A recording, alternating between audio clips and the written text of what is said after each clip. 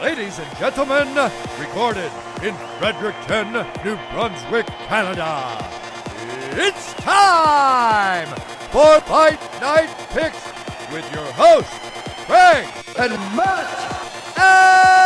Big time Fight Night card on the way. Coming up this weekend, UFC Holloway taking on Rodriguez. As always, one half of your hosting duo away from home this week. Craig Allen FNP. You can find me on Twitter and Instagram at Craig Allen FNP. My name, and then Fight Night Picks at the end of it. Same thing for Matt Allen, the co-host. He is with me to my fictional left, but also to your right at Matt Allen FNP. Now, Matt, we had an amazing run last weekend. We had some of the best fan interaction we've ever had on the channel. I'm sorry, Chris. Why limit us to last weekend? We've been doing great for a minute now, and I feel like this is the chance to pat ourselves on the back. Listen, it was absolutely on fire. I went 12-2. You went 11-3, but the results notwithstanding, we had an amazing weekend with the fans because on Question Mark Kick, 7 big-time guests. We got to shout them out. We got to give them props. We got to say our thanks.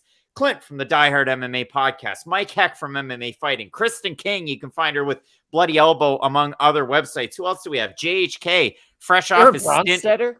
Yeah, Aaron Bronstetter. I mean, we had so many great guests on the show, so I just want to shout them out right there. It was so much fun having everybody participate. And yeah, it was my favorite episode of Question Mark Kicks we ever had. And then we also had the Fight Companion. It was loads of fun and a wild night of fights. Obviously, Gaethje Chandler was insane. If you want to check out some reactions, maybe go back and watch that Fight Night Picks Companion. But also, the fight after that, Burgos Quarantillo, was great. And really, and I had to think of it, we're going to have a fight similar to that. If you like that fight, Burgos Quarantillo, Song Yadong's got a big fight coming up against Shane Burgos' teammate, Julio Arce. So many good fights on this card, Matt. Again, I couldn't be more excited because up at the top, Max Holloway's fighting Yair Rodriguez on regular TV. What? That's insane. Like any good party, there's always a bit of a come down the next day. You know, you always feel a little rough. And after the last 2 weeks we've had, this card feels like a bit of a come down. But that's only because we've had 2 of the better pay-per-views in recent memory, back to back as cards. And like you said, this main event is as good as any Fight Night main event you can possibly get. This is like pay-per-view co-main event material. This is like one of those fights where if it was on the main card of a pay-per-view, everybody would be asking for it to be 5 rounds, even though it would probably be like the opener. You know what I mean? Like, this is just one of those entertaining fights where I don't care if you barely like MMA, you're still going to be excited about this fight. When Max Holloway fights, it's like a viral sensation at this point. And for Yair Rodriguez, he was going to be like the cash cow for the UFC. He was that next golden boy for them. It hasn't really worked out. Just kind of been a weird career trajectory for Yair Rodriguez, but we all know what he brings to the cage on his absolute best day. I couldn't be more excited for this fight. Rodriguez hasn't fought in about 2 years since he rematched with Jeremy Stephens. Obviously, the first fight was ended under awful circumstances. Brendan Fitzgerald had to end up under a table. So, Matt, I'm really looking forward to this card. Let's throw it on over to our Fight of the Night screen, as always presented by Manscaped. So hard to choose on this card. Make sure you check out the sponsor, manscaped.com. Use promo code FNP. You're going to get 20% off your order and free shipping. It's a Fight of the Night screen. Let us know down below in the comment section who you've got. It's time for the Fight of the Night with Fight Night Picks. So when we're talking possible Fight of the Nights, I know in the intro I highlighted the fact that Song Yadong, he's going to be taking on Julio Arce. That's the people's Fight of the Night. That's the one that really I'm going with. But I'm going to give you 2 extra fights here just for fun. We're going to mix it up. Matt, Collin, Khaos, the Ox Fighter Williams, a guy who has about umpteen different names, is going to be taking on Miguel Caramel Thunder Baeza. And I feel uncomfortable saying that nickname. A guy this white and pasty shouldn't be saying that. However, Matt, these are 2 of the most exciting strikers at 170 pounds. And if we get an ounce of wrestling in this fight, count me as surprised. Okay, you know how we always say, like, when John Vellante fights, like, what does he have over Dana White? It's kind of the opposite with Miguel Baeza. Like, why does Dana White hate him? In his first 3 UFC fights, he will have fought. Ready? Matt Brown, Takashi Sato, Santiago Ponzinibbio. Those are his first 3 UFC bouts. Now we're adding Khaos Williams, one of the most dangerous punchers in the division on top of that. Like, Miguel Baeza is in the trenches right now, early on in his UFC debut. It's kind of like a rookie gets drafted to a really good team and they're just kind of thrown into the fire immediately. That's kind of been the Miguel Baeza run so far. And yeah, his fights have been really entertaining, but he is an uber prospect. And I think this is a really, really fun fight. Miguel Baeza, the Spencer Knight of Southern Florida MMA to Southern Florida hockey. Let's get into it, hockey fans. And for Khaos Williams, we've seen a more subdued fighter his last couple of fights out there against Pereira, and then when he took on Matt Semmelsberger. So ultimately, a good fight nonetheless. And then, of course, how could you not go with the main event? I mean, two of the most dynamic strikers in this division. And listen, fight of the night doesn't always have to be between a couple of strikers. It just so happens this weekend that that's what we're going with. But Max Holloway taking on Yair Rodriguez of Valley Flow Striking Systems, whatever gym is the flavor of the month for Rodriguez. I see him training with a lot of different dynamic fighters. Seems like Teco's going to be kind of in and around that one. Or Jose Alberto Quinones, you know him as that guy that lost to Sean O'Malley. But Matt, when I look at this fight, it is definitely an amazing one for Max Holloway. His last performance, some would say performance of the year. Oh, okay. Hand it off to me on that. Yeah, it really could have been. What he did to Calvin Kattar was absolutely awful to watch after like the third round. And he just kept on getting better and better and better as the fight goes on. It's kind of that Piotr Jan mindset where it's like, okay, you better beat me round one because I guarantee you it's going to get harder and harder and harder as it goes on. So if you lose the first round, just imagine how bad that fourth and fifth round are going to be. Here's the other thing about Max Holloway. He likes to talk when he's in the cage. Oh, I'm the best boxer in the UFC. I wonder if we're going to hear him say, that was for BJ Penn. Because he's fighting to defend the honor of a Hawaiian right now against Yair Rodriguez. That was one of the most disgusting main events we've ever seen in UFC history. And here's the thing for Yair, or for Max, sorry. He doesn't really have to take this fight right now. Like, most people believe he is the number one contender anyways, and that this is just sort of like busy work for him. So how fortunate are we that in Max Holloway's spare time, he felt the need to fight Yair Rodriguez just for our entertainment? Defending the honor of future governor of Hawaii, BJ Penn. Matt, is that how he puts bills into office? What does he do? I can't wait for these fights. We have so many good ones on this card that you're not going to want to miss. Make sure you check out our sponsor, Manscaped, at manscaped.com. Matt, they've got all sorts of great products out there. What have you got around you? Anything good? I've got the brand new shampoo and conditioner in one hand, and I've got the body wash right here too. Make sure you check out some of those new products. I've got all of my stuff in the bathroom, and I'm not going to run and grab it. Some of the ball deodorant, you know what it is. I'm not going to do the actual practice test like Craig does on camera. I don't know what I do on camera, but make sure you check them out. Fight of the night, as always, so many good ones out there, and a big-time card. So it has been a wild, what, Matt? Like 2 months for Fight Night picks. The results have been insane. The fan participation has been insane with question mark kicks. It's always live 2 hours before the prelims. The QMK parlays, since I brought them back, I was down in the dumps. I went 0 for 2, and then I took a number of weeks off. But we got 3. 3 have been right all in a row since I brought them back. And last weekend, it was a 3-legger, so a pretty fun one there. Make sure you check out the show 2 hours before the prelims. We're going to be going live on Saturday. And listen, it's a road game for me this week. But again, I couldn't be more excited about the fights. If you can't get enough of Fight Night picks, maybe you check out our second channel. It's called 15-Minute Card Breaks. We just had a video drop this past weekend where we cracked open a couple of blaster boxes of UFC Chronicles, some big-time rookies, and a lot of the same fighters picked up in those boxes. But make sure you check that out if you're a fan of the trading card industry. You can also find episodes of Early Stoppage here on the channel. Another Inside Baseball, John Franklin and I most likely taping one in the middle of this week. So we'll have one out before the end of the week, but all sorts of great stuff going on with Fight Night picks. If you haven't tossed us a like or a sub already, please do so because it just really amps things up heading into quarter number 4 for Fight Night picks. Matt, I can't wait for this fight. I mean, listen, you look at this, unranked heavyweights in the co-main event, that usually doesn't work out all that great. We had Andre Arlovsky, Carlos Felipe a few weeks ago in that co-main event slot. But you look at this one already, ranked fighters, Holloway, Rodriguez, Yadong, Moises, Calvillo, Lee, Felipe Lin's OSP was just canceled, but maybe Felipe gets another opponent. I don't know. It's going to be a good one. I'm really looking forward to it. So Matt, as we always say with Fight Night picks, let's get into it. Big time fight coming up at light heavyweight this weekend. We have a parlay buster, Matt. Kennedy Nzechukwu coming out of Fortis MMA, only one blemish on his record to the ranked submission specialist, Paul Craig. He's going to be taking on an interesting fighter out of Phil Collins' favorite fighter in MMA, Seda It's Da Un Jung. And Matt, for Da Un Jung, this is a fighter where I thought I had the code cracked. I thought I had this guy figured out. He pumps the jab out there like it's going out of style. And listen, this is going to be a generalization, but out of fighters at Korean Top Team and one of his main training partners in the Iron Turtle, you look at the way that these two guys fight, very similar. And I said that for his teammates fight here. What was it, a couple of weeks ago when he took on Gregory Rodriguez? Yeah. Pumping that jab out there 1, 2, 3 times. Really good boxing, in and out so well. And if we have to mix in wrestling, wow, well, I can do that too. But the weird thing is, for Da Un Jung, the wrestling wasn't necessarily always a focal point of his offense. And you look at this guy, he's undefeated since 2015. He's won 13 straight fights. He has a win over Hulk.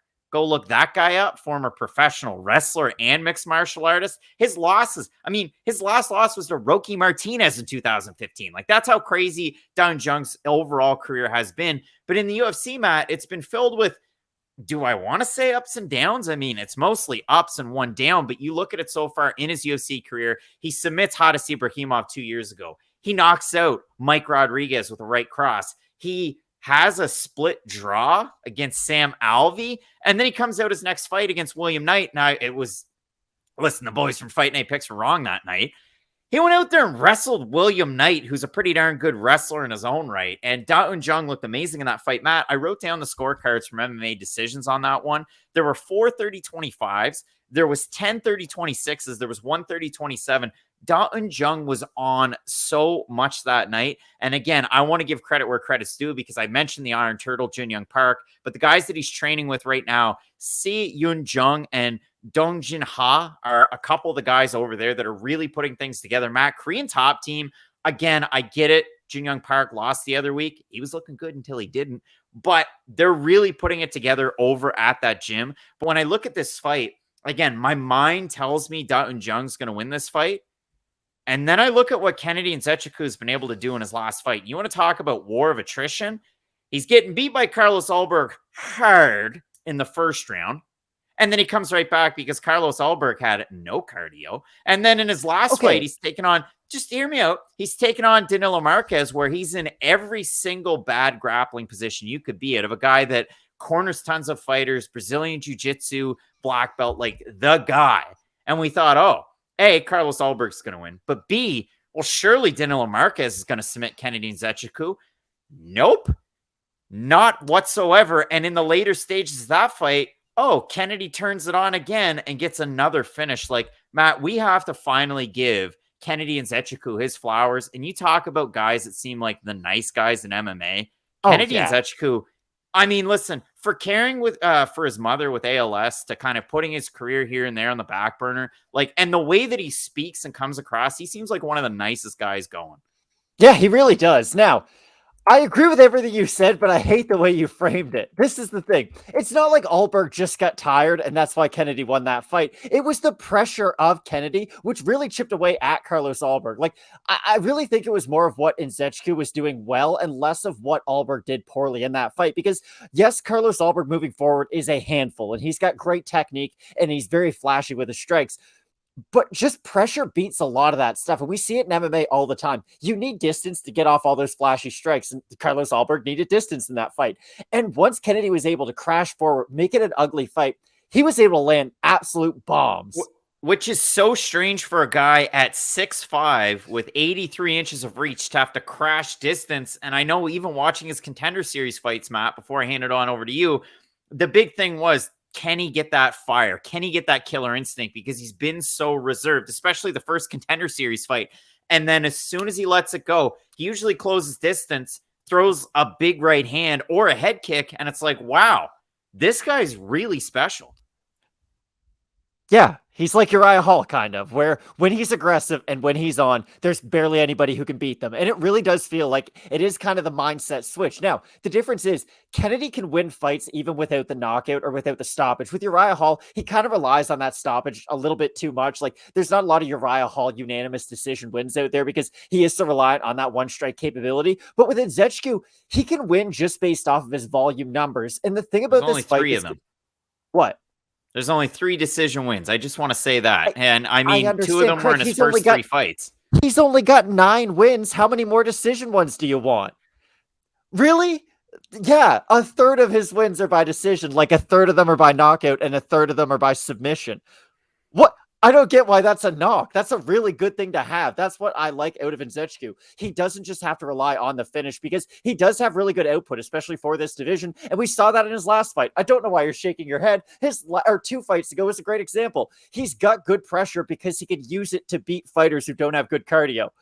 Not sure what all the head shaking was for. This is the thing that I think is going to be really important. If Kennedy can dig underhooks immediately in this fight, similar to what we saw Alexander Volkov able to do against Marcin Tybura over and over and over again, he might be able to win this fight just based on height and physicality alone. Because with Jung, he's not the type of wrestler who's going to go out there and really chain as much together as he will just put his force on top of you. Like, he makes you feel his takedown attempts. It's not a lot of that pretty stuff, Daniel Cormier, Derek Lewis, where it's like, okay, I'm going to feel your shoulder, go for the ankle pick. It's a lot of that, oh, I'm going to get you up against the cage. You're going to feel my physicality. I'm going to go down, shoot for the 2 legs, pull them out, and really make you feel my pressure. Against a guy like Kennedy, I think that's a really hard game plan, honestly. With his size and with his reach, especially in this division, I think he's going to be able to at least get big numbers early in the fight. Now, does that mean he's going to be able to win it 10 times out of 10? No, but I think that if he can just stay on the back foot and not be the aggressive fighter we've seen in his last 2 performances, but sort of let the fight come to him and just let his hands go naturally, I think he can have a really good opportunity to win this fight. So the odds for this one, Matt, Jung open a -225 favorite. He's a -127 right now. For Nzechukwu, open a +188. He's a +104. If we have a look at Tapology, again, those odds, I didn't actually write them down for this one, so I'm going on the flow. I have no idea what they actually are. The Tapology votes for this one, Matt, 843 total votes, 51%. Nzechukwu, 19% by decision, 72% by knockout. For the 49% that have Jung, 70% by decision, 19% by knockout. The reason I shook my head earlier, 2/3 of Kennedy's wins, 6, are by knockout, 1/3 are by decision. I wouldn't say he's a big decision fighter, especially if he had one more decision win, we'd be saying half his fights are almost by decision. It's the numbers. His one decision win in the UFC should have been a loss, but listen, nut shots were getting handed out like, I don't know, cotton candy at a fair against Darko Stosic, and that's the reason why he won. He knew he shouldn't have won that fight, and he kind of talked about it after the fact. It was kind of awkward, but still, I just wouldn't go with that narrative. I think for Kennedy, you're right. He's one of those guys that does have staying power, especially later on in a fight, and he's the type of light heavyweight that definitely can conserve himself very well. Hear me out. Jung's a cardio king. He hits the point, but he can hit to finish as well. And I think he's the more well-rounded fighter in a matchup like this. For those reasons, I really do like Seda, and I'm going with Jung in this fight. I agree with the well-rounded fact or point. It just, I don't think he's excels enough at anything to really go out there and put it on Nzechukwu. Like, of his A-level skills, I would say the majority of Jung's are kind of B level. I wouldn't say he does anything at the C level. I would just say he's very well-rounded at everything. And for me, I think he's going to have to use the takedown, kind of like we saw Frankie Edgar use against Marlon Vera in their fight. Early on in that fight, when he is able to mix in the takedown with his punches, he's going off. It looks like former champion Edgar again. We could see a similar performance from Jung where he's looking really good. Kick. Well, okay, we're probably not going to see that. But if he is able to mix in the takedown, especially early, and start to wear on Nzechukwu, Kennedy won't be able to get off to a really big lead with his volume. I just think with his footwork and with his build, it's going to be really hard for Jung to get on the inside of Nzechukwu. And that's why I think he's going to be able to win this one.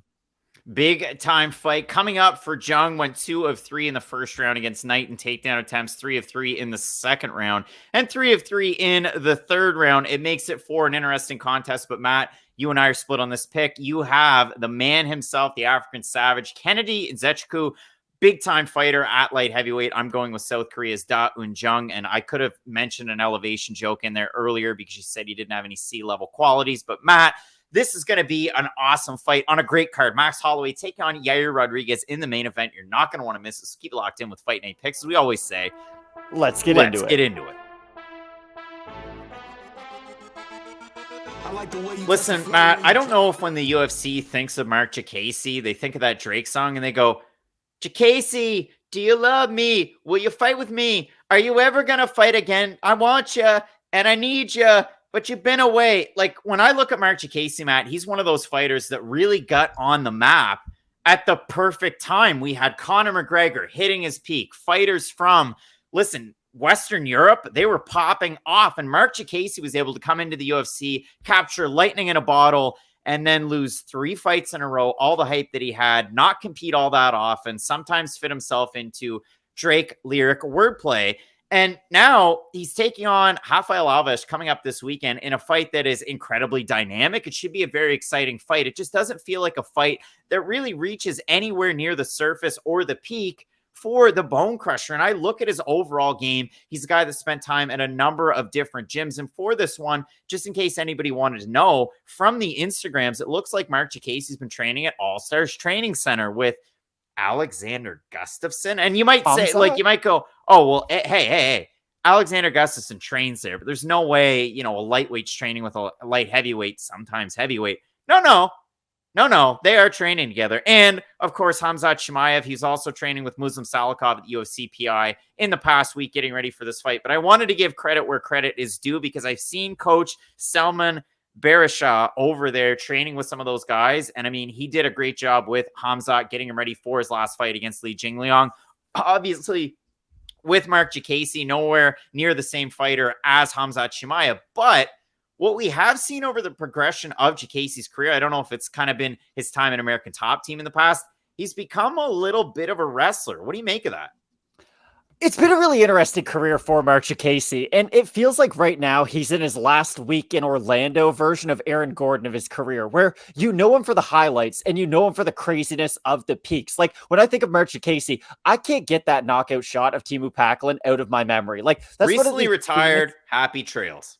One of the most clean knockouts you will ever see in MMA, though. Just the way that he's able to throw the overhand, use his feet to set it up. Like, when you think about Marc Diakiese, he's another one of these guys where if we just want to focus on the plus skills, I could sell you a package that makes it seem like he's a top 5 fighter. But it seems to be a lot of the intangibles and a lot of the in-betweens that he does sort of struggle with. And it has been unfortunate, because if you even go back to like the Dan Hooker fight, I know that was one of the early ones on in his losing streak, but like, losing to Dan Hooker is not that big of a deal, especially by submission in the 3rd round of what was a fairly competitive fight up until that point.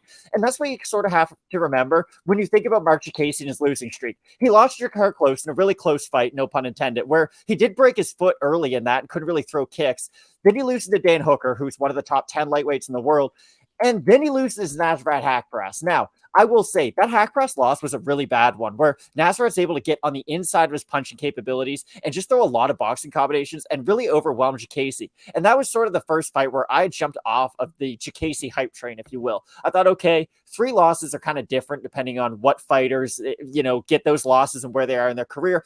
But I thought we had kind of seen, I guess we'd already seen the best of him, but that wasn't the case at all. And it really has been unfortunate these past few years with him being so inactive, because I really do feel like post Joe Duffy, we saw Marc Diakiese make a turn. He has become a more well-rounded MMA fighter. He throws more elbows now on the inside. He's not somebody who can get their distance just completely crashed and then he has no offensive tools. Like, he has started to grow as an MMA fighter, like you mentioned, adding in his wrestling as well. But it still feels like we're being sold that fighter who has all those highlight reels, where he's evolved quite a bit.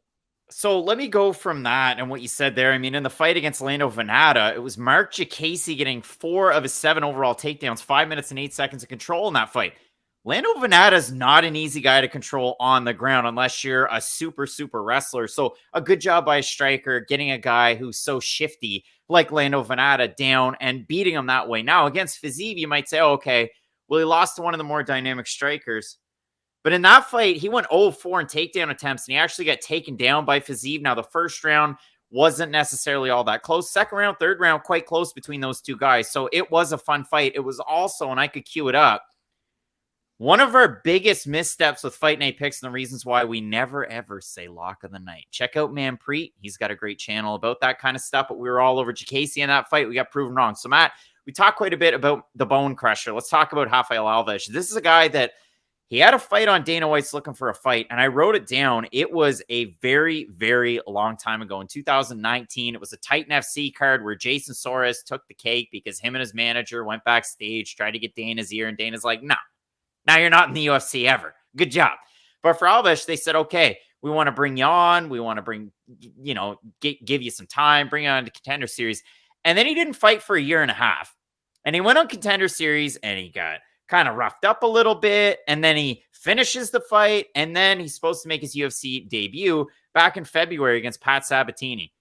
And for a fight at featherweight, Matt, leading up to that fight, we said Alves is one of these guys. Yeah, he's a featherweight, but he's more so a lightweight, and he's a big guy. He weighed 157.5 for a featherweight fight. He missed the lightweight limit trying to make featherweight. So they decided, okay, we're going to give you, a good fighter, somebody that, might be a little bit of a sleeper at 155. He gets Damir Ismagulov. And in that fight, I have the numbers, Matt. First round, 68-4 total strikes in favor of Ismagulov. 4 minutes and 46 control time for him as well. Round number 2, 50-12 the total strikes for Damir Ismagulov. Third round, 23-20 the total strikes for Ismagulov, but the power went to Alves. And Matt, this guy is an absolute wild man. He's the type of guy that looks like a Nick Lentz or like a Brian Kelleher when he gets that guillotine in. He's a defensive submission specialist. He can definitely go, again, reserve, which I think was definitely his issue against Ismagulov, because like once he started blinking, it could have been game over. You never know. But for Alves, he just really needs to get into his groove. MMA Masters, big time in the last week or two, because they had Colby Covington last weekend, close enough fight against Kamaru Usman. And then this weekend, they have Miguel Baeza and Alves. I think this is going to be a fun fight. But for Alves, it's just, what one thing are you going to pull out of your bag of tricks here this weekend? I feel like you're selling Alves a little low, if I'm being honest. He hurt Ismagulov in that fight, and he hurt him pretty bad 100%. At one point. Like, yes, he didn't look good, and with the numbers, it doesn't look great on paper, but I think the performance was a little bit better than the numbers would suggest. He made a pretty good account of himself against one of the better fighters in the division, who not a lot of people know about. Like, you don't go out and parade Damir Ismagulov as a really good fighter because you think he's going to be bad one day. No, you think he's going to be a top-tier talent in this division, just like I do. And if you could have a competitive fight with a guy like that, it means you do belong. But this is the weird thing. With Alves, you look at his record, it's kind of salty. He's 19-10. There's a lot of losses on there for a guy who's got less than 20 wins. But insert the quote from Dana White here, because that was his big reason for not even really wanting to sign him. It was, this guy has way too much experience. Like, he's a little bit long in the tooth too. And I'm going to give you your flowers right now, because he's the opposite of Elias Theodoro. You keep guys like Alves because they're exciting, even though their record's bad. And you sometimes cut guys who have really good records, but nobody wants to see them fight. I know it sucks. I know nobody wants to hear that, but this is also the entertainment industry. And that's the thing with Alves. He has one of the more like live or die styles in the UFC, although he doesn't get finished very often. The majority of his losses, I guess he's been submitted a number of times, but he does just go for it. And the interesting thing about this fight is, I think there's a path for him to win. Like, if he watches that, if he watches the Nasrat Haqparast fight, we got to stop it. Yeah, we got to stop it right here. He doesn't get finished very often. So out of his losses, out of 10 losses, 3 by knockout, 6 by submission, 1 by decision. So tonight for records and Matt Allen, I don't know what you're spinning. It's like Miley Cyrus vinyl. It's not like Craig, don't even get me started. You shook your head the last episode just to agree with me at the end. This is the thing I'm trying to say. With Alves, it's live or die. And the thing is, I don't think he's going to lose this fight by stoppage. Like, if Diakiese wins, he's probably just going to style on him, similar to Sean O'Malley, Chris Mutino, where it's a lot of forward pressure, a lot of that pitter-patter on the back foot, L-step, circle, and get out of the way. I don't think Diakiese's going to want to try to just plant his feet and throw power with a guy like Alves, because that's when you let him get back into the fight. The weird thing, though, is when you have a fighter like Diakiese, he relies a lot on his speed and his timing. Those are two things that you get by being active. When you're in the cage, it allows you to stay fresh. It allows you to keep your timing of that kind of in-game speed, if you know what I mean. Like, they talk about that in sports all the time. A guy's been hurt for a while. Oh, they look good in practice, but we just don't know what they're going to look like till it's in-game speed. That's kind of my thing with Diakiese. I always think, there's a fighter in there who could go out there and maybe even beat like an Alexander Hernandez, maybe. Let's say they get matched up. Diakiese hits him with a big shot, knocks him out. We're all talking about Diakiese again. I still think that fighter's in there, and I do think he's going to show that this weekend. All right, Matt. So the odds for this one, Diakiese open a -220 is a -170 favorite right now on best fight odds. For Alves, open a +185. He's a +141 over on Tapology.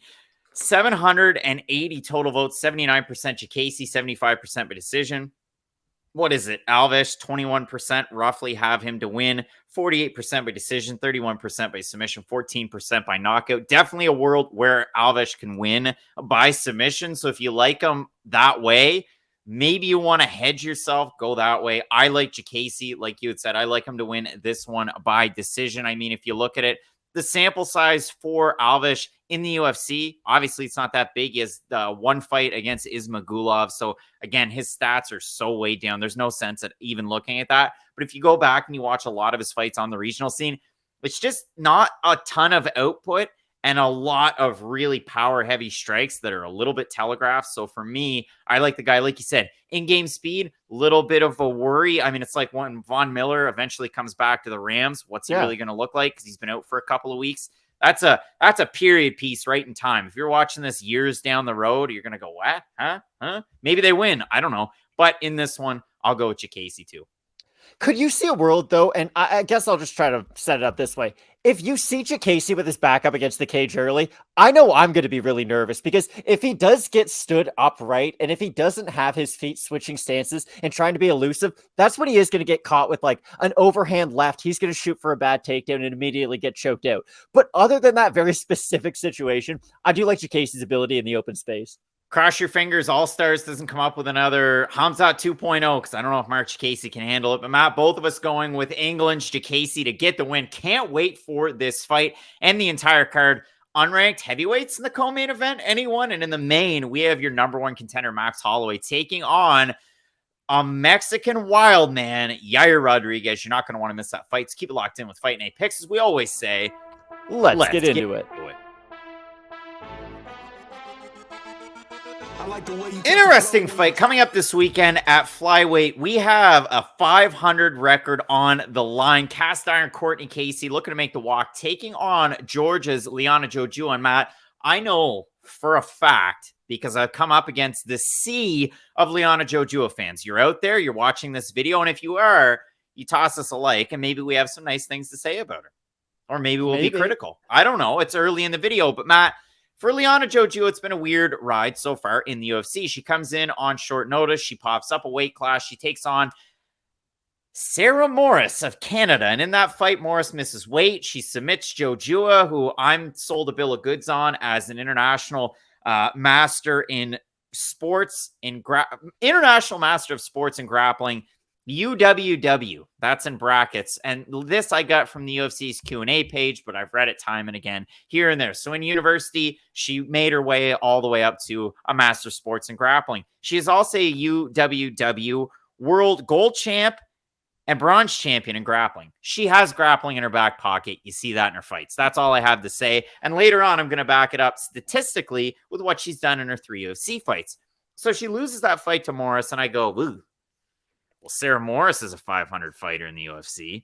And she no, not in the UFC, in MMA. She hasn't looked all that good in the UFC. Okay, so let's move that forward. She fights a Canadian transplant out of Romania in Diana Belbizia. And I go, hey, well, Diana Belbizia is going to win that fight 9 times out of 10. Former KSW champ against a former Fight Night global champ. We know exactly how this is going to go, except no, we don't. And Liana Jojua looks absolutely amazing in that fight. So then in her last one, they go, okay, you were the hotness against Diana Belbizia. We're going to match you up a few months later against Miranda Maverick in Maverick's UFC debut. And listen, the way that women's MMA and cuts and this and that go in fights is not as lenient as they will go in certain men's fights. I think that goes without saying. You know that. I know that. We all know it. So was that cut on the bridge of her nose that bad? To me, watching on TV, it looked pretty bad, but a lot of people protested on the social medias, as they will. All of this to say, she was losing that fight handily. So she's had a fight against a not-so-good fighter at 135 where she got beaten handily. She had a fight against I don't really know where Diana Belbizia is right now at 125. And then she loses to a fighter that, Matt, honestly, I think Miranda Maverick's going to be top 5 for a while. And she's very young in her career. So that one's fine. For Cortney Casey, on the other hand, though, she has something in common with a former UFC 202 opponent of hers. Yes, Cortney Casey fought Randa Marcos on McGregor Diaz 2. She has a salty AF record in the UFC. It's 5-8 in the UFC. But there's 2 fight of the night spread in there. There's 1 performance of the night bonus. There's a lot of split decisions. Her wins in the UFC are over Christina Stancio, Randa Marcos, Jessica Aguilar. She has a split decision win over Angela Hill in a win that ages like fine wine. And her last win was over Mara Romero Barella. 2-3 in the 5-on-in. I can go on for days, Matt, but if you look at it for Courtney Casey, training out of a very interesting gym and MMA lab with, of course, Mario Bautista, David Machad, Casey Kenny, Augusto Mendes. Close is back. Drakkar Klose is back. Guess who's back? Back again. And for Jojua, she trains at a couple of different gyms. I saw Akhmat, obviously, on the record. But if you look on her Instagram, Syndicate MMA with a to be retired in her 50th pro fight, Roxanne Modafferi, Joanne Wood. You see what I did there? She just got married. Congrats. She dropped the Calder. It's just Joanne Wood now. So awesome to see that for her and John Wood. But Matt, when I look at this fight, Muay Thai background for Liana Jojua. Master of sport in grappling for Liana Jojua. The complete package, some would say. It's just really tricky to gauge what we're going to get in the cage because we haven't seen a good enough sample size for her. And for Courtney Casey, it's just like that I think you should leave reference. When you want a car that doesn't have a big steering wheel that whiff out when you're driving, she's one of those fighters that whiffs at air a lot, and she's a little loud, and that sometimes scores with judges. So I have to tell this story right before we do anything, just because Jojua's nickname immediately makes me think of this story. I vividly remember us growing up being in the truck with our father and our song coming on the radio. It was a new song by the artist known as Shakira, and it was known as She-Wolf. And I remember the person on the radio go, "This is our first big song after the World Cup one there, the na-ni-na-ni-na. Hi." That was a banger. She-Wolf, not so much. They go, "She made this song in 15 minutes. And just instinctively, I said, they play the song, and I went, well, yeah, that's not a surprise. And that was one of the early moments in life where I made our father laugh, and that's always stuck with me. So anyways, let's get on to breaking down a fight. If anybody tells you they know what's happening in this, they don't, because Courtney Casey isn't really a top-level UFC fighter. Now, she has some wins that do age well over time, but I think that's more of a reflection of just how you can kind of win fights in this division. We've talked about this a lot. In some lower women's MMA fights, I don't want to say this is a blanket term, but volume can really win. What? Pump the brakes. Not just in this division, but she's somebody that spent the bulk of her career at 115, moved up. She was always a bigger fighter at strawweight. She's still pretty well a bigger fighter at flyweight too. Okay, I'm going to let everyone in on a little secret. In a lot of women's MMA fights, they're won by volume, and that's pretty much it, because not a lot of people have one-punch knockout power in these divisions. And because of that, in some fights, Courtney Casey is allowed to stay in the pocket and just continue to throw with really no negative implications for her spending too much time in there. Like, look at the Angela Hill fight. If she fought that same way against, like, Jessica Andrade, do you know what Andrade would do to Courtney Casey? It would be one of the hardest fights to watch of all time. But you get what I'm saying.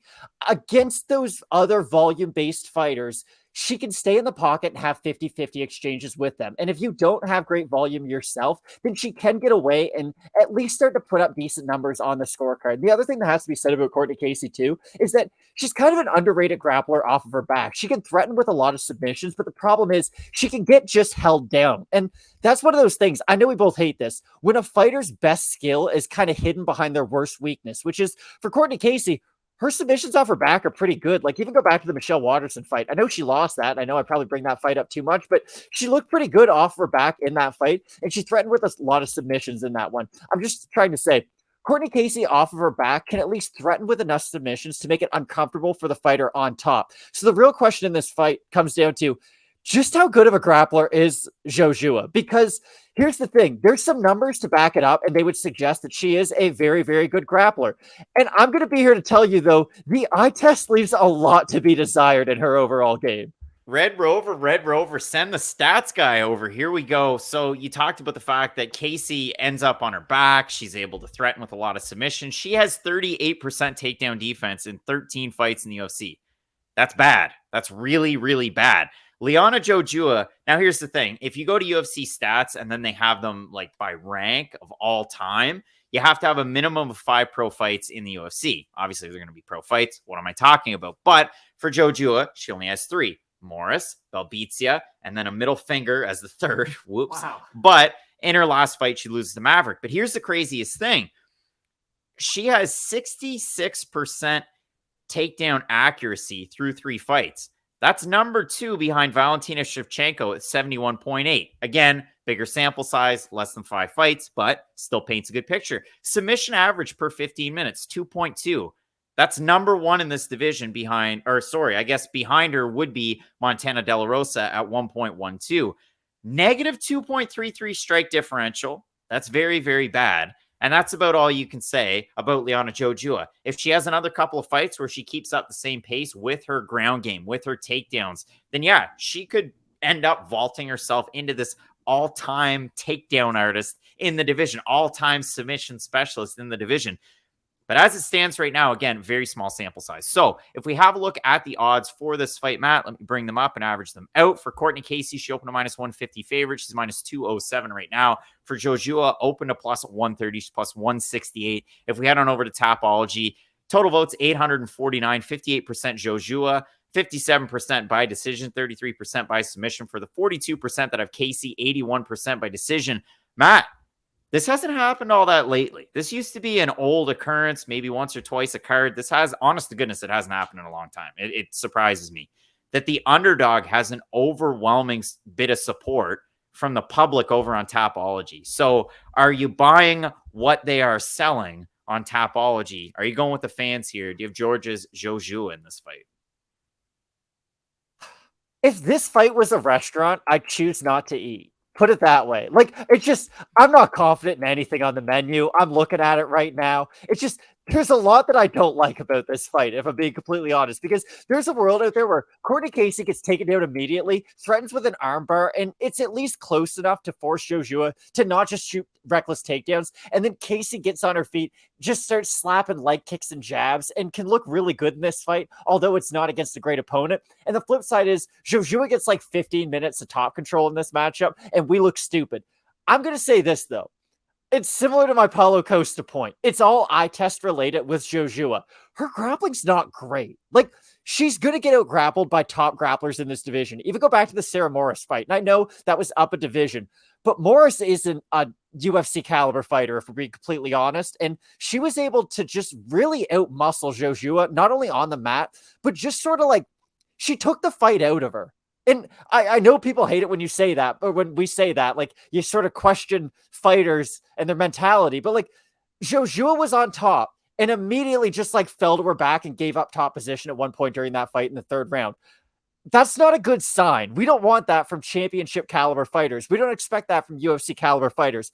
I think Jojua is going to win this just based on her wrestling offensive. And I think she is a good enough grappler to not get caught by a defensive submission. But even if the stats look really good grappling-wise with Jojua, I don't really think she is like a Mackenzie Dern, Vina Jandiroba type in this division. No, it's just fun to talk about. And I mean, it's like going to a restaurant and you see that they have a twice-baked potato, but then really in the fine print it says there's a ball of sour cream in there. And you know for a fact that they twice-baked that ball of sour cream. You pop that puppy open, you're going to get the hottest bit of lava cream you've ever had in your life. And if you want quotables this week, I'm giving them all to you. Now, Matt, yeah, when I look at this fight, those numbers are just for fun. They mean absolutely nothing. It's silly. It's stupid. I'm just having fun doing my job. I like Jojua ever so slightly. Again, with that wrestling and the takedown defense of Casey being so suspect. I've seen fighters like Michelle Waterson give her fits on the ground. So for me, I like Jojua up at this weight class with the takedowns. But if you were thinking of putting your money on this fight, either you know something that I don't, or you're just silly. You're just a silly goose. So, Matt, for me, I'm going to be going with Georgia's Jojua. You're going Jojua too. And I don't have any qualms about saying that this is my least confident pick of the week. And the best part about this is there's going to be comments down below, Matt, where people are going to say, we need confident predictions. Just don't go with this fight. Guys, have some fun every now and then. Listen, there's some fights that are really hard to predict. It's a 2-person sport. A lot of things can go wrong. Like, okay, in basketball, if Steph Curry has 50 points and the Golden State Warriors are up by 30 at the end of the game, there's no chance like Jared Allen for the Cleveland Cavaliers could just throw a ball from one side of the court to the other and make up the difference. In MMA, you can do that. Like, Darren Elkins was down 110 points against Wilt Chamberlain, basically, and then got a 110-point dunk against Mirsad Bektic. Like, in MMA, There is that Hail Mary. There is that one-punch KO capability. So some fights are really hard to predict, and this would be one of them. Matt, big time fight. Again, both going Jojua. And listen, in the main event, you're not going to want to miss it. Max Holloway's taking on Yair Rodriguez. Keep it locked in with Fight Night Picks, and as we always say, let's get into it.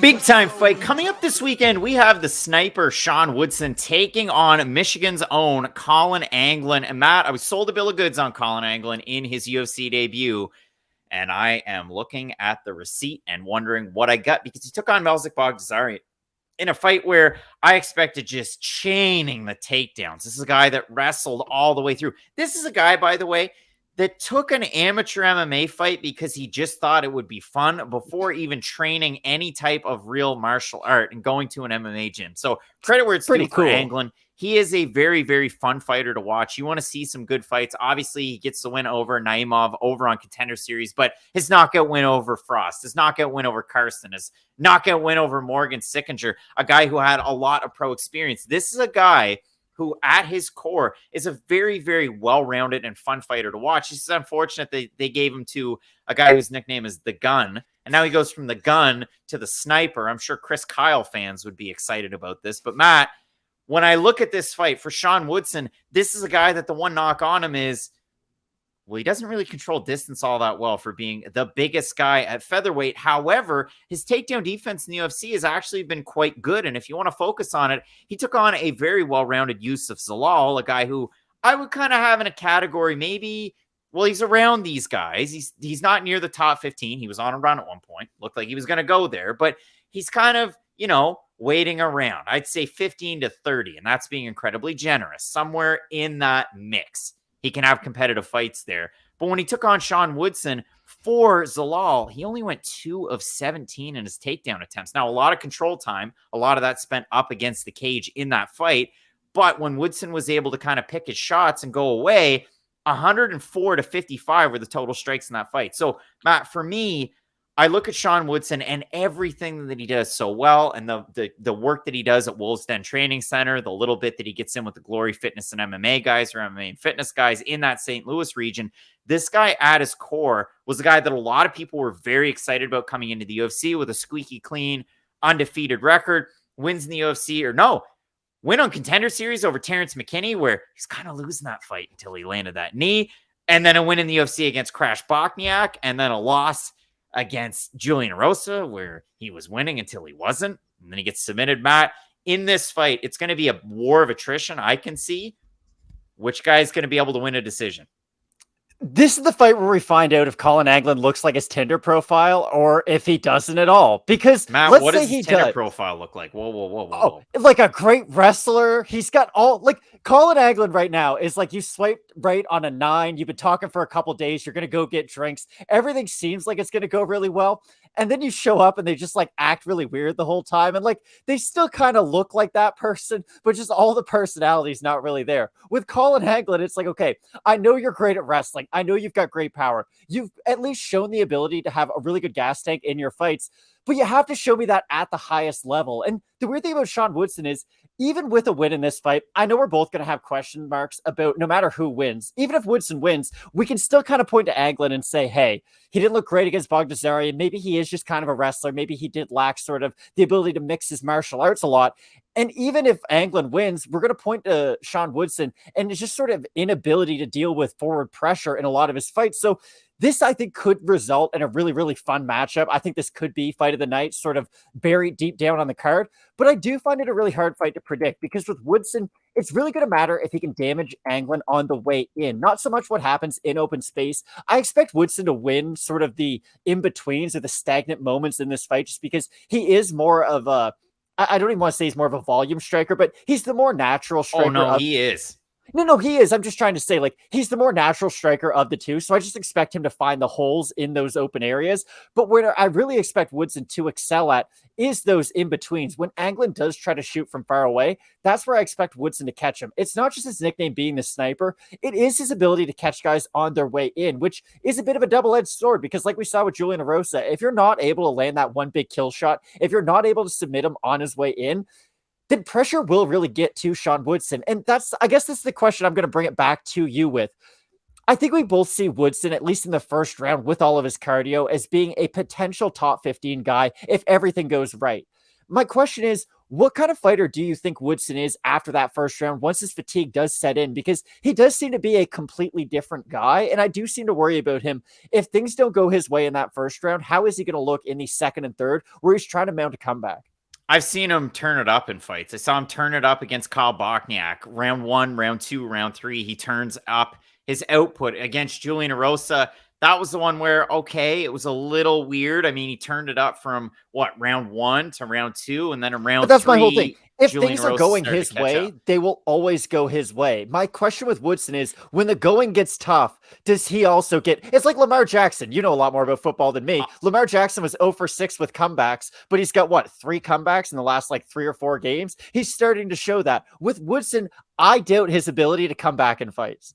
All I care about is when the Browns win and they cover. So listen, big one over the Bengals this past weekend. But Matt, when we focus on this fight, the one thing that I really like about Sean Woodson, and I think this is the most important part of this fight, Collin Anglin might not be the greatest when he gets backed up. Sean Woodson, when he's hitting on the back foot, is incredibly successful. The trouble is he gets held up against the cage, but the other counter to that is he has good takedown defense, and he's one of those guys that people will make jokes about it.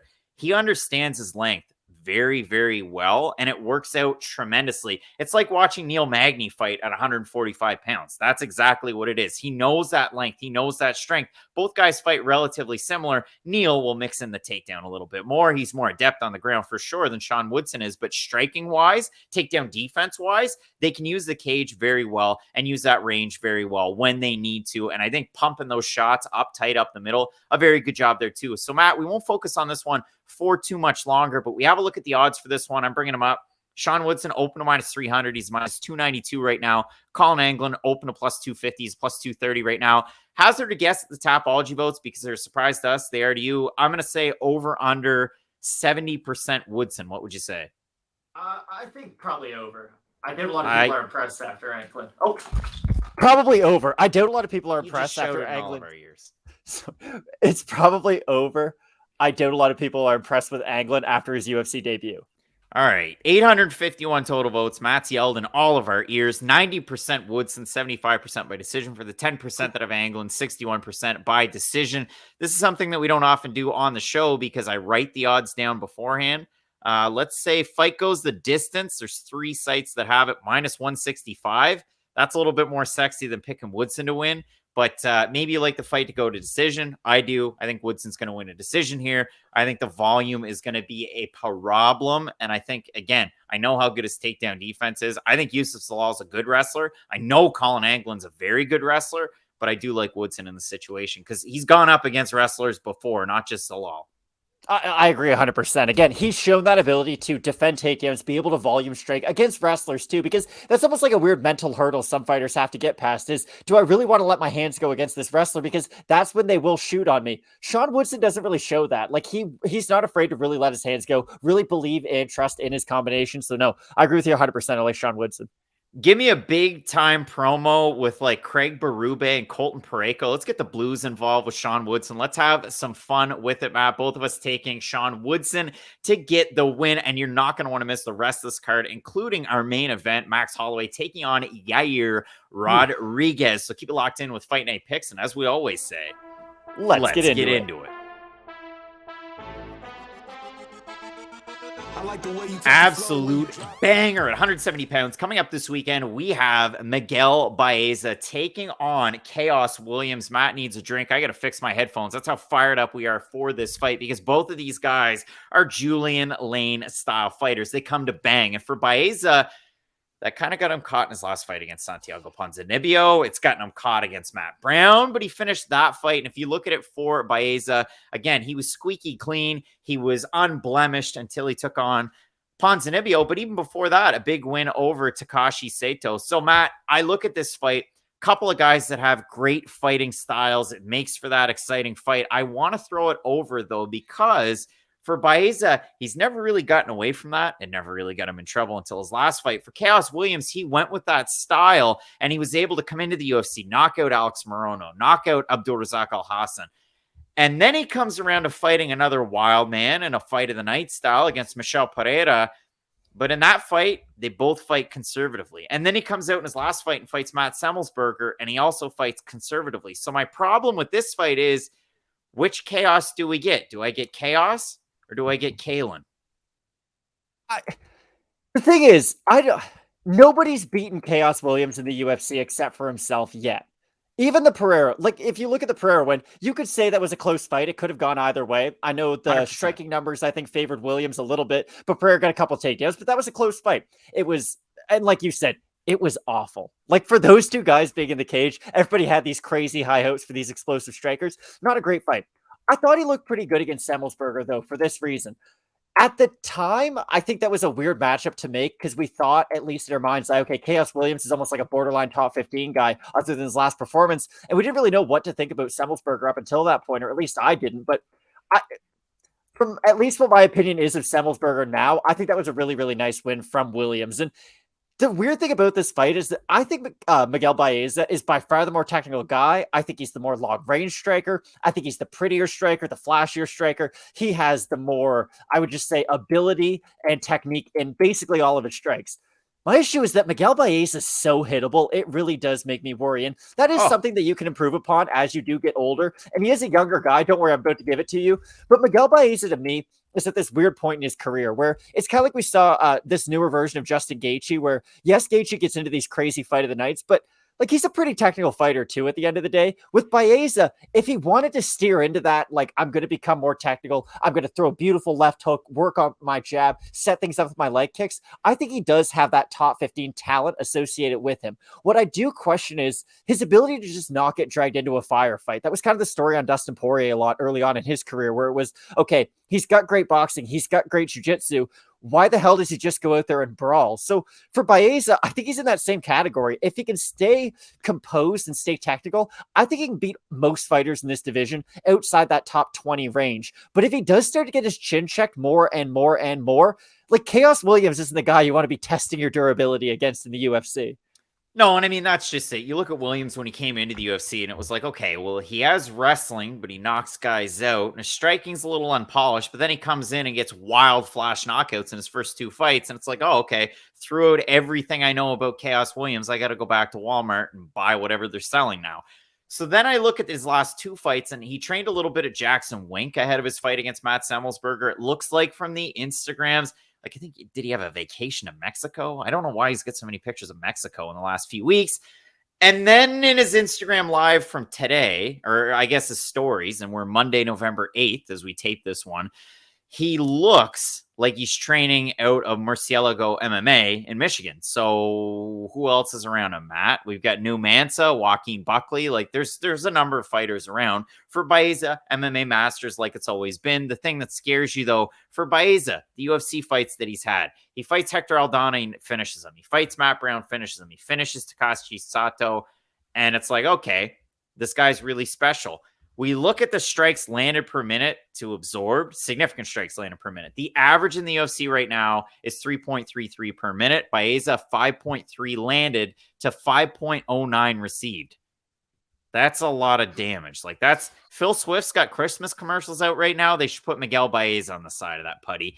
And if you look at it for Williams, 5.2 landed per minute to 3.59 received. And in his last two fights, a bit more of a sample size, a bit more of an idea of what this guy can do, because it's not just quick first round knockouts. He's not like Volkan Oezdemir in the cage, like on the way up to a title shot. So Matt, for me, it really is, who can handle the shot a little bit better? And if and when, who's going to shoot first? Because we've seen Miguel Baeza have success on the ground in the past, not just the second to last fight where he gets a submission win, but this is a guy that if he does need to, and he wants to fight a cerebral fight, he can wrestle. Same for Khaos. I just don't know how well the wrestling defense is going to be. So again, we'll whip through this one, Matt. We'll talk about the odds really quickly. Miguel Baeza opened a favorite at a minus 180. He's a minus 140 right now. For Williams, opened a plus 155. He's a plus 114. Over under on Tapology in terms of the percentages, because I haven't looked at them, Matt. I'm going to set it at 60% Baeza, seeing as he's the favorite. You're going to go over or under? I think it'll be close to 50-50. All right, 854 total votes, 67% Baeza, 66% by decision for the 22% having to win by knockout. For the 33% that have Williams, 21% by decision, 70% by knockout. So the odds have Baeza. The fans have Baeza. You have some trepidations about Baeza, but ultimately, what is the pick here? I'm picking Baeza, even though every ounce of me doesn't want me to make this prediction, because it is one of those fights where, yes, he's the more polished fighter. Yes, he's the more technical guy. And those are all the things we normally look for. And we normally make our predictions based on the skills that the fighters bring into the cage. But his glaring weakness is Khaos Williams' massive, massive skill. And that's the thing. I do see this being one of those fights where if Miguel Baeza gets overconfident in the pocket, let's say he is teeing off on Williams up against the cage, similar to, and I hate to bring this up, Andre Koreshkov, Douglas Lima, where, oh, I'm doing really good. I'm feeling my volume. I don't mind staying in the pocket for 1, 2, 3 strikes too long. And then we see his lights get shut out. So I'm going to pick Miguel Baeza. Although I think this could be one of those fights where he gets like a 10-8 first round, gets a 10-9 second round. We all think he's on his way to a really one-sided decision win. He ends up eating like a left hook overhand right and gets flatlined. So I'll pick Baeza. And I guess here, I'll back it up too, just with this. If you have a fight of the year contender with Santiago Ponzinibbio, there's got to be something special about you. It's like, Jeff Green, he was really good in the 2012 finals for the Oklahoma City Thunder. And I really liked Jeff Green a lot after that because in my mind, it was, hey, you can't be really good in the finals and then really bad in the regular season. With Baeza, he had that big opportunity against a really big name against a really big name opponent in Ponzinibbio. And he did rise to the occasion. I know he ate a lot of shots in that fight, but he went strike for strike with one of the most dangerous Muay Thai artists in this division. So I do think Baeza will be able to get the win. And Matt, I think you're really going to like this. For Khaos Williams in his last fight against Semmelsberger, he did throw a fair amount of kicks in that one. But Miguel Baeza throws even more, and they're really, really hard. And for that reason, and I like his takedown defense, I just don't think Williams is going to be able to panic into some takedowns, get him down, hold him down. And at the same time, I just think, yeah, both guys have knockout abilities. I've seen more. I've liked more out of Baeza. And again, I'm just going to take Baeza ever so slightly in this fight. And I do want to say that one because you have a fight that's this volatile. It's got to be pop and popcorn all day. But for both of us, Matt, we're going with MMA Masters Miguel Baeza. You're not going to want to miss this fight. It's going to be absolute fireworks. It's going to be fireworks. It should be fireworks. I hope it's fireworks. In the main event, more fireworks. Yair Rodriguez going up to challenge Max Holloway, your number one contender. You're not going to want to miss it. Keep it locked in with Fight Night Picks, as we always say. Let's get into it.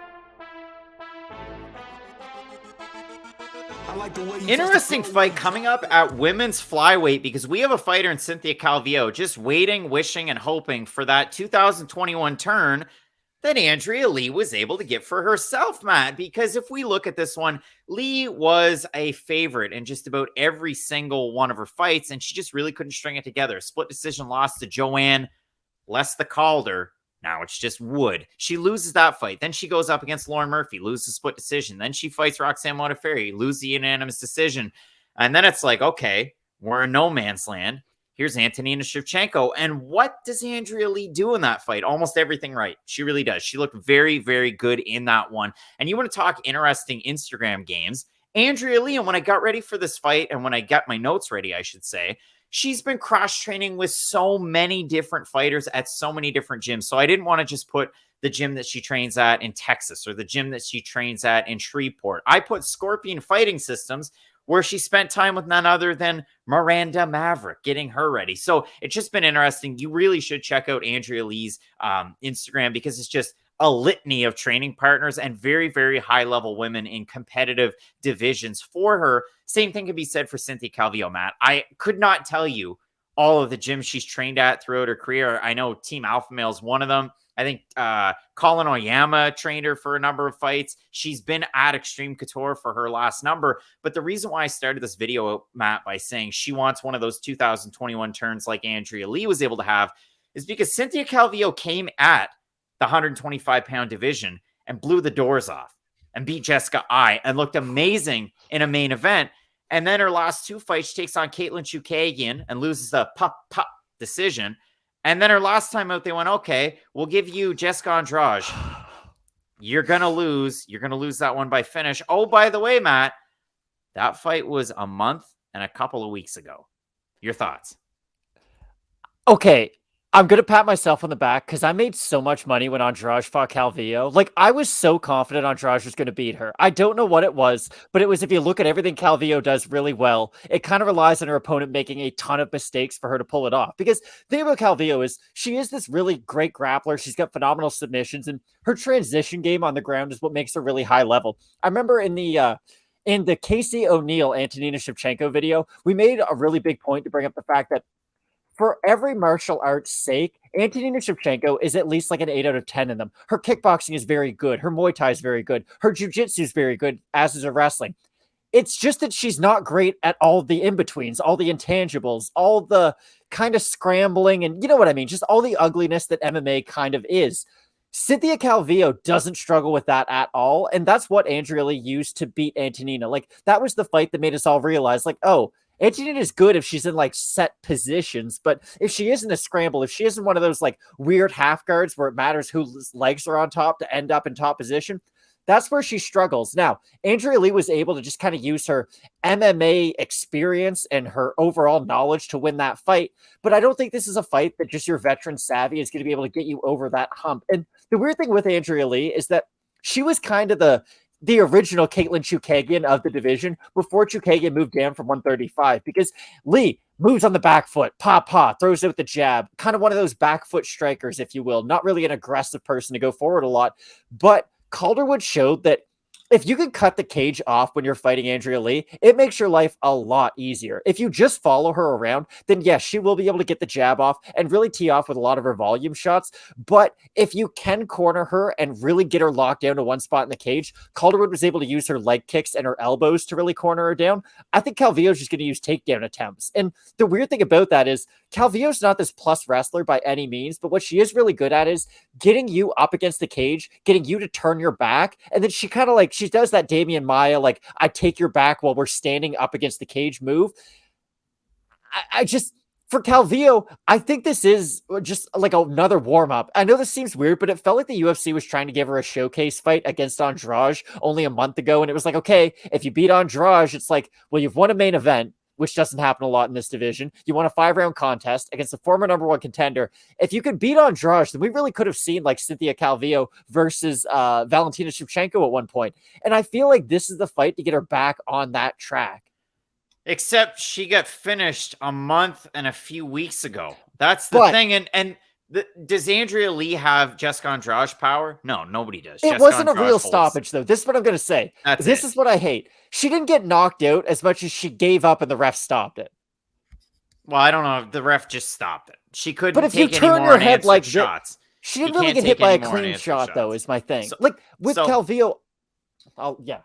No, it's fair. You get out volumed. Yeah, and the ref ends the fight. So again, it's not like she got flatlined, she face planted, and now she's coming back way too soon. But it still is a finish loss.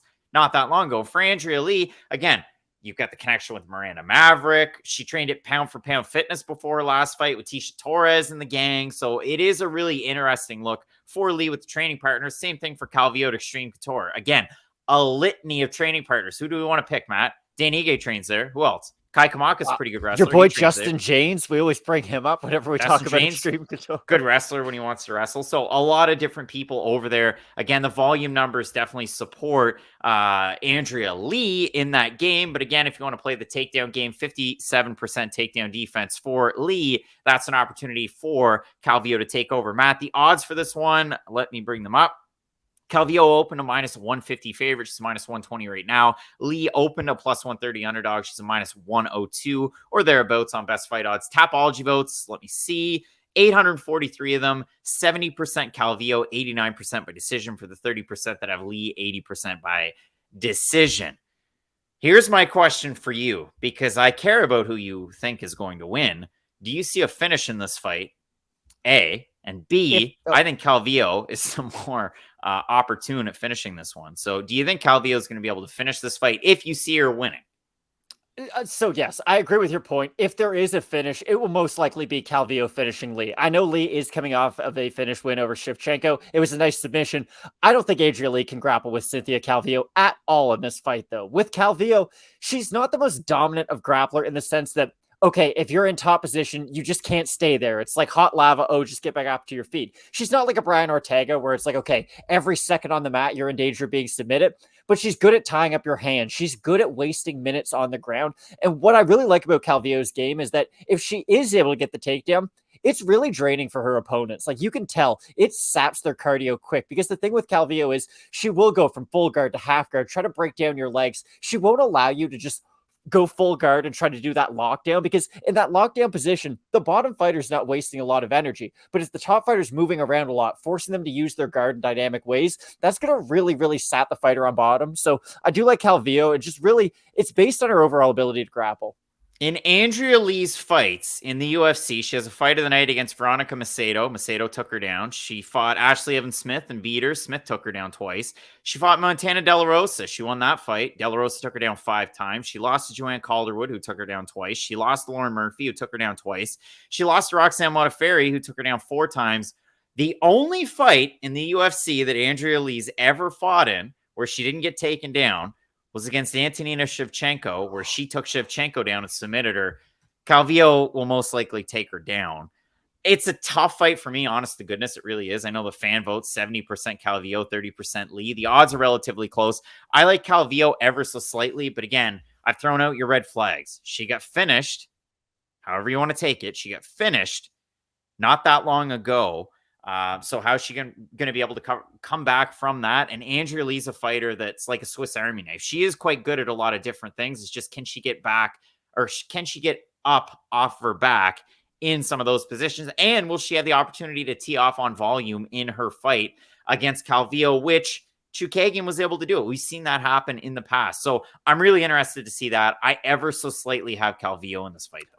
Last thing on this fight, I just want to ask you, I believe at women's bantamweight, it's Amanda Nunes, Tremaine Durandamy, and then everybody else. In this division, I think it's Valentina Shevchenko, Jessica Andrade, and then everybody else. Do you believe that too? Or do you think there are some contenders starting to get up into that pool? It's like when I was walking around in, what's it called? What's the ritzy area of Toronto? Really ritzy area. People from Toronto are going to be yelling at me, and the rest of Canada is going to go, stop talking about Toronto. I'm from the East Coast. It's not like I go to Toronto all the time. But I'm walking around, and there's this SUV that pulls up, and the window goes down, and I turn to my now wife, and I go, hey, that's French Montana. She goes, who? What? I went, no, I'm dead serious. That's French Montana. So we pull him up on our phone, and as soon as I get a picture of him up on my phone, everybody's flocking to that SUV, and they're going, wow, that's French Montana. Holy crap, that's French Montana. That's just like Valentina Shevchenko in this division. Everybody's all over Shevchenko. Forget about everybody else. But Matt, like the French Montana song, nothing can stop me. I'm all the way up. I think Miranda Maverick's going to be one of those top 5 fighters that we have to watch out for. Coming all the way up, even though she lost to Macy Barber. But Matt, that's enough of the anecdotes. I think, Calvillo's got this one. We're both in agreement here. Both of us going with Cynthia Calvillo. What you're not going to want to miss is all the way up in the main event, Max Holloway taking on Yair Rodriguez. You're going to want to keep it locked in with Fight Night picks. And as we always say, let's get into it. Big time fight coming up at lightweight. We have a star on the rise and a star that is falling. Matt, Spain's Joel Alvarez, El Fenomeno, gets a chance to take that number next to Thiago Moises' name when they face off this weekend. I'm really excited about this one because you pit a couple of styles that are similar together, and we see what we're going to get from Moises. He lost in his first UFC main event, take on Islam Makhachev. However, he lasted a hell of a lot longer than Dan Hooker did in Makhachev's last fight. So, Matt, I look at it from Moises in the 5-on-in. He has a loss just over 2 years ago to Damir Ismagulov. That's going to happen. This guy's a dark horse. This guy's a guy who, if he made weight, who knows? Who knows? But that was just a couple of weeks ago. Matt, when I look at this fight for Thiago Moises, and you talk about fights aging like milk or aging like fine wine, I mean, man, his wins over Bobby Green and his last win that he had, again, to set him up for that main event over Alexander Hernandez. You want to talk about an action hero superstar? those wins that he had right there, like 2011's Nicolas Cage flick Drive Angry, when Thiago Moises fights angry, this guy scares me when I'm watching at home on my couch. I agree with everything you said, but since I'm me, I'm going to make you really, really upset right now. I thought Bobby Green beat him. There you go. I thought Bobby Green beat Thiago Moises at the time. He puts a lot of volume on Moises, and that's really the only thing, a negative I can say about Thiago throughout his UFC tenure, is that he can get behind in a primary striking contest. Now, we see this a lot with primary grapplers. You can't be great at everything in MMA. Not everybody's GSP, or as Dana White now thinks, Kamaru Usman, the best ever. Not just, whoa, we got to start letting him in. He What? gets a seat at the table. What? Kamaru gets a seat at the table. Let me do my point, Craig. This is the thing about Moises. He's got a great game, but he does struggle in one really big area, which is the volume striking. And I know that's a weird thing to have concerns about because normally we talk about guys and it's their inability to defend like power shots. That's something you have to be concerned about because one power punch can put a guy's lights out. With Moises, he just gets behind so much with the volume and with some of the numbers that it does make me worry about him reaching for takedowns against the upper echelon guys. Now, I worry about these things when he fights guys like Justin Gaethje, when he fights guys like Islam Makhachev, of course, like we just saw, when he fights those type of names in this division. Those are the guys I think Moises should be fighting. And this is the last thing I'll say. I thought Bobby Green beat him, but this is my whole point. I don't know if Moises is a ranked lightweight. Like, if it was up to me, I could probably come up with 15 lightweights who I like a little bit more than him, but he's a bubble lightweight right now. And the fact that Moises is an arguable top 15 lightweight in the world means a lot because I know people go on about the bantamweight division, the featherweight division. To me, the lightweight division is still the best division in the UFC. And if you can prove that you're one of the top 15 guys at that weight class, then there must be something special about you. And the last point I'll make before I hand it off to you is, if it wasn't a main event, he would have just lost a decision to Islam. I know that's like you're really starting to bend the rules in your own way. And I get it. I'm only saying it as a joke. But still, if you just look at the success and the run that Islam has been on, Drew Dober got mollywopped and submitted like it was nothing. Same thing with Dan Hooker. So the fact that Moises was at least able to make some of those grappling exchanges a little bit competitive does give me a lot of confidence when he's fighting another primary grappler in Alvarez. Matt, so let's talk about this fight because for Joel Alvarez, listen, 100% hand to goodness gracious, if we want to get crazy, one of the most confident underdog picks I've ever had on this channel was when Alvarez took on Joe Duffy. And I'm dead serious. Joe was he at TriStar? Was he not at TriStar? He had a long time layoff. He wasn't on the right track. He's not the same guy that fought Conor McGregor on the regional scene. He's not even the guy that came into the UFC. And when we went into that fight, it was like, yeah, Alvarez is going to win this fight. He's going to submit him. This is easy. And Alvarez was what, a plus 245 in that fight? Book it. Sure. 100% he's going to win that fight. Okay, even before that, Danilo Belluardo. He wasn't meant to be in the UFC. What? Alvarez is going to win that fight 100%. When you're fighting Alexander Yakovlev, a guy who strikes to wrestled to... No. We just need to call him out. A guy who got dropped by Damian Maia on the feet. That's the type of fighter he is. Gets dropped with the first straight Damian Maia lands on him.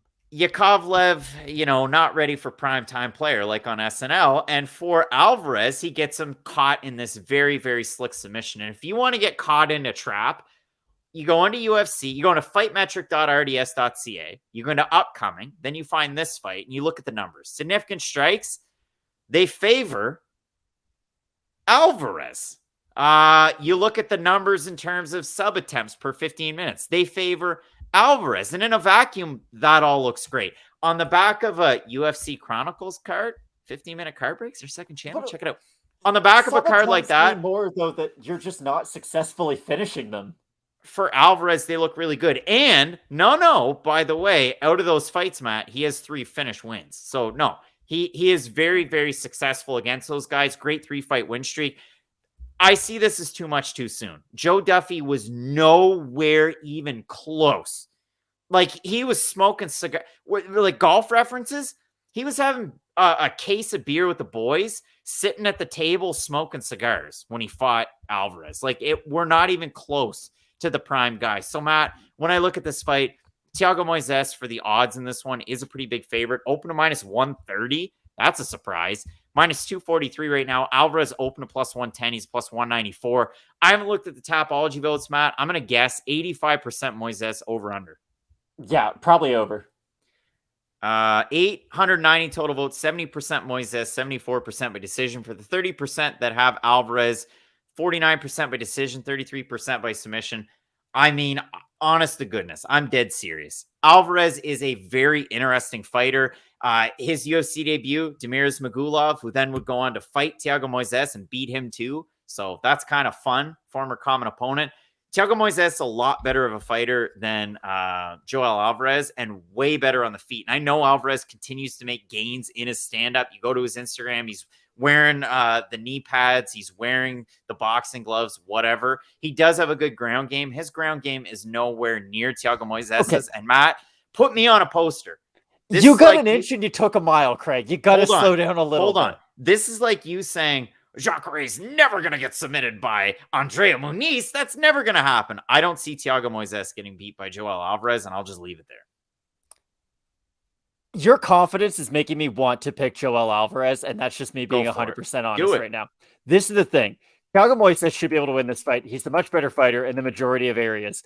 I don't agree with the point on his striking, though, and I do worry about him striking against upper-level guys in the UFC. And this would be the really important fight for that, because if we do see him struggle, at least in open range with Joel Alvarez, he's going to have a lot of trouble against anybody in the top 15 he does come across. Like, if we see Alvarez able to really establish his jab, make Moises shoot from really far away, defend those labor takedowns, and just lead him later on into the fight, I think there is an area for Alvarez to leave with a dub. I really do. Now, the flip side is Moises has shown the ability to end fights immediately when they're on the mat. This is the thing. You disagreed with what I was trying to say, but you didn't let me finish. Submission attempts is just like shot attempts per game in basketball. Like, just because you're going for a lot doesn't mean the success rate on them is always very high. That's my point with Alvarez. He just goes for a lot of them. And yes, sometimes he's able to lock one up because it is that submission through obscurity. If I go for a lot of stuff, eventually one is going to catch. That stuff doesn't work against a guy like Moises, who just is so traditionally sound. We saw Moises get caught in a submission his last time out, but that was due to fatigue and due to the fact that he was fighting probably the most dominant wrestler in the division now that Khabib is gone. I don't think Alvarez has any of those skill sets, so I like Moises quite a bit. Both of us going with Thiago Moises in this fight, but I really want to hear from the fans out there because I know there's been a lot of people riding that wave of the Spanish fighters like Chris Barnett. How crazy is that? Representing Spain. No, but really for Alvarez, he is a very talented fighter. I just think, like Corey Anderson once said, there's levels to this. So both and then he got knocked unconscious his next fight. So it's not great to say there's levels. Both of us going with Brazil's Thiago Moises in this fight. If you think we're silly, you let us know down below. I'll tell you what's not silly, Matt. The matchmaking in our main event, Yair Rodriguez taking on Max Holloway. You want dynamic strikers, you got them. Keep it locked in with Fight Night Picks, as we always say. Let's get into it. Ho, ho, ho, gentlemen. The holidays came early here at Manscaped, the leading men's hygiene brand. Manscaped just launched new products, including what Matt Allen has in front of him in his well-lit room. Matt, open that box up. Let's see. Let's see what's in there. It's exciting. Like, I'm talking, the holidays are actually coming early, and I haven't seen what's in that box. Ooh. Like, Matt doesn't even know what's inside that box. It's actually a surprise to him. That's the best part about this. I have no idea. There's two of them. Ooh. I am excited because it's something that your boy can definitely use. We've got shampoo and conditioner from Manscaped. That's a nice bottle, too. I'll let you continue. What's in the second one? Come on. It's going to be their all-new Ultra Premium Body Wash. I hate to spoil it for you. But that's exactly what it is. Listen, guys out there, it's time to give yourself or someone who needs it the gift of beautiful skin, hair, and balls this holiday season. So go to manscaped.com, use the promo code FNP, and you're going to get 20% off and free shipping. Listen, jingle balls to the walls, fella. You want to listen up. Untrimmed pubes are a thing of the past, and it's possible that you have Santa's beard in your pants. So if you know what we've talked about for a while, you got to pick up the Performance Package 4.0. Now, Matt, I tell the story every week. I'm the type of guy, I'm bringing my Performance Package 4.0 with me on the road. And look at me. I'm on the road, and my Performance Package 4.0 is upstairs. Now we get to see the beautiful floral print of your apartment downstairs Ew. inside baseball. But the thing that I don't have with me is, of course, the new products from Manscaped. And there's definitely a lot to love over on their site. They just launched, like I said, the 2-in-1 shampoo and conditioner, which has key ingredients with benefits that include hydrating, nourishing, conditioning the scalp, and strengthening your hair at the same time. You're going to get those great products that you know and love from Manscaped. So listen, 'tis the season to load up on Manscaped products. So get yourself, your dad, your brother, and friends the best gift of all, the Manscaped Performance Package 4.0. You know that the hygiene bundle that they have, it's going to come with a pair of Manscaped anti-chafing boxers that'll keep your junk feeling fresh all day. The perfect package for your perfect package. And I mean, listen, inside of that, just a performance package on its own, what it's going to come with, the Lawnmower 4.0. I've talked about it here and there, the Crop Preserver and the Crop Reviver. You get the ball toner, you get the ball deodorant.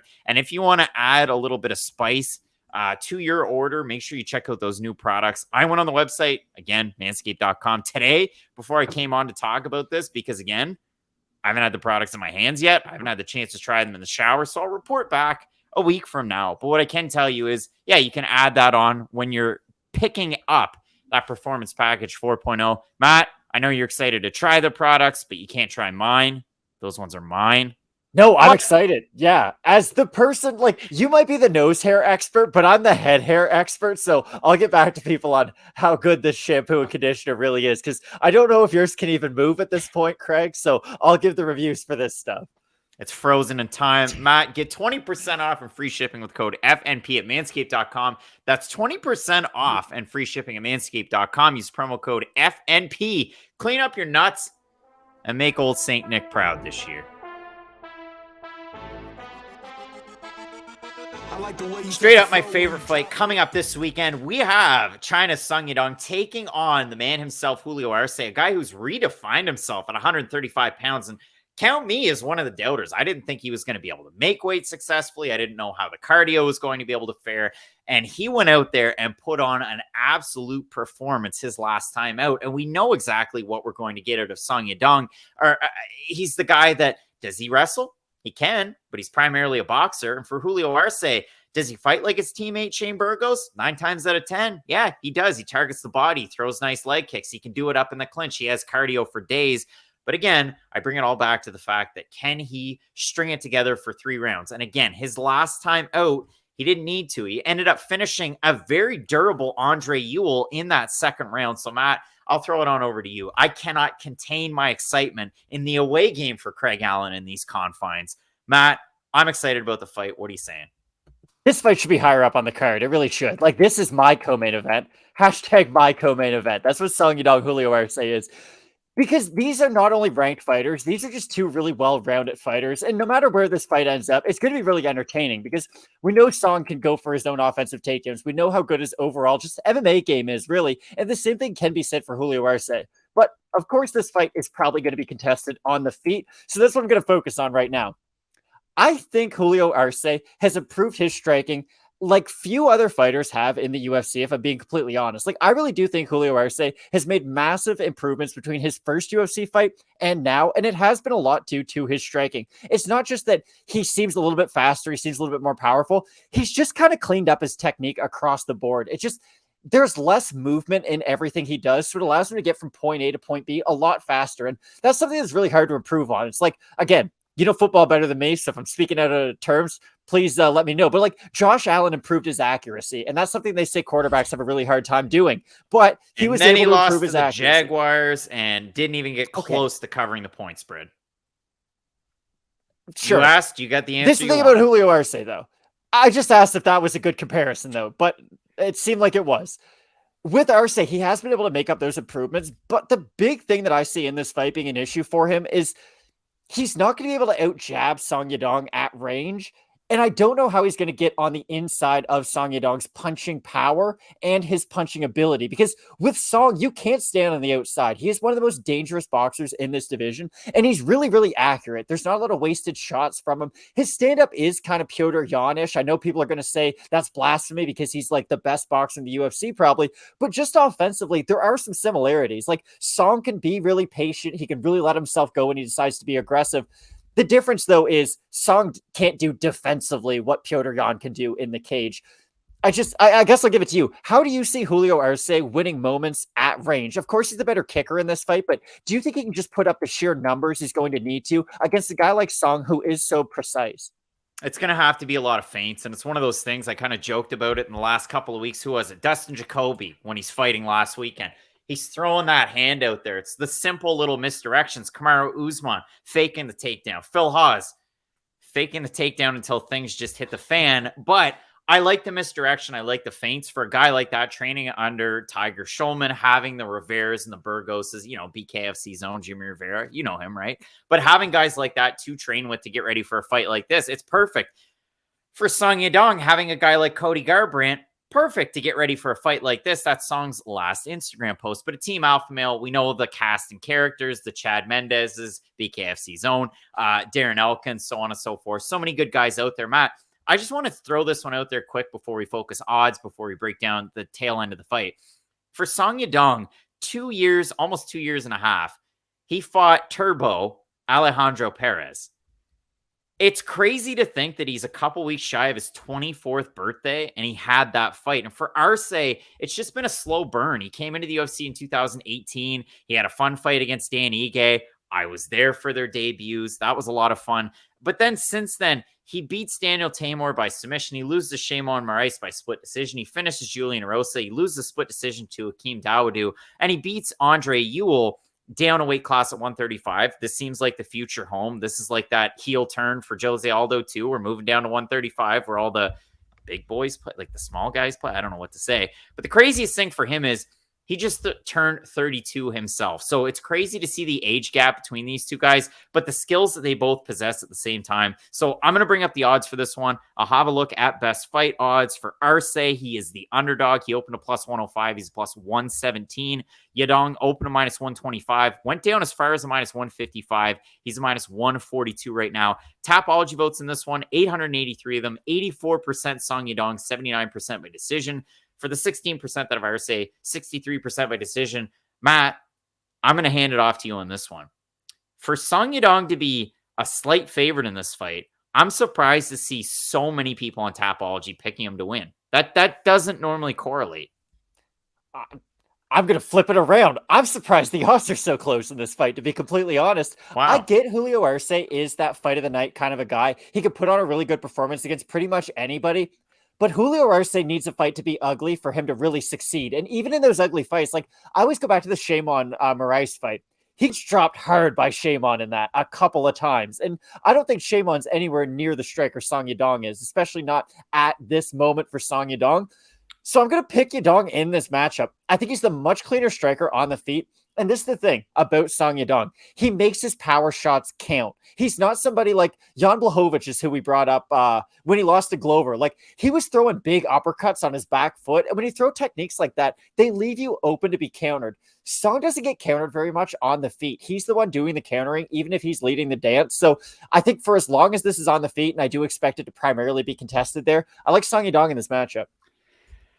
It is a tricky fight. I mean, for Yadong, he's got a performance of the night bonus over Barak Kandari, who, listen, there's always rumors because that guy's still in the USADA testing pool that he might make a comeback. Performance win over Felipe Arantes. He's got a performance win over Turbo. He's got a fight of the night against Marlon Vera that he won. Who fights a lot like Julio Arce. That one ages like wine. And then you focus on it. I mean, what could we take away for negatives? Kyler Phillips was able to hold him down. Cody Stamen was able to hold him down. Again, that was a really close fight. Say what then you he will beat about the it. brakes off Casey Kenny, though, who's That a pretty good wrestler.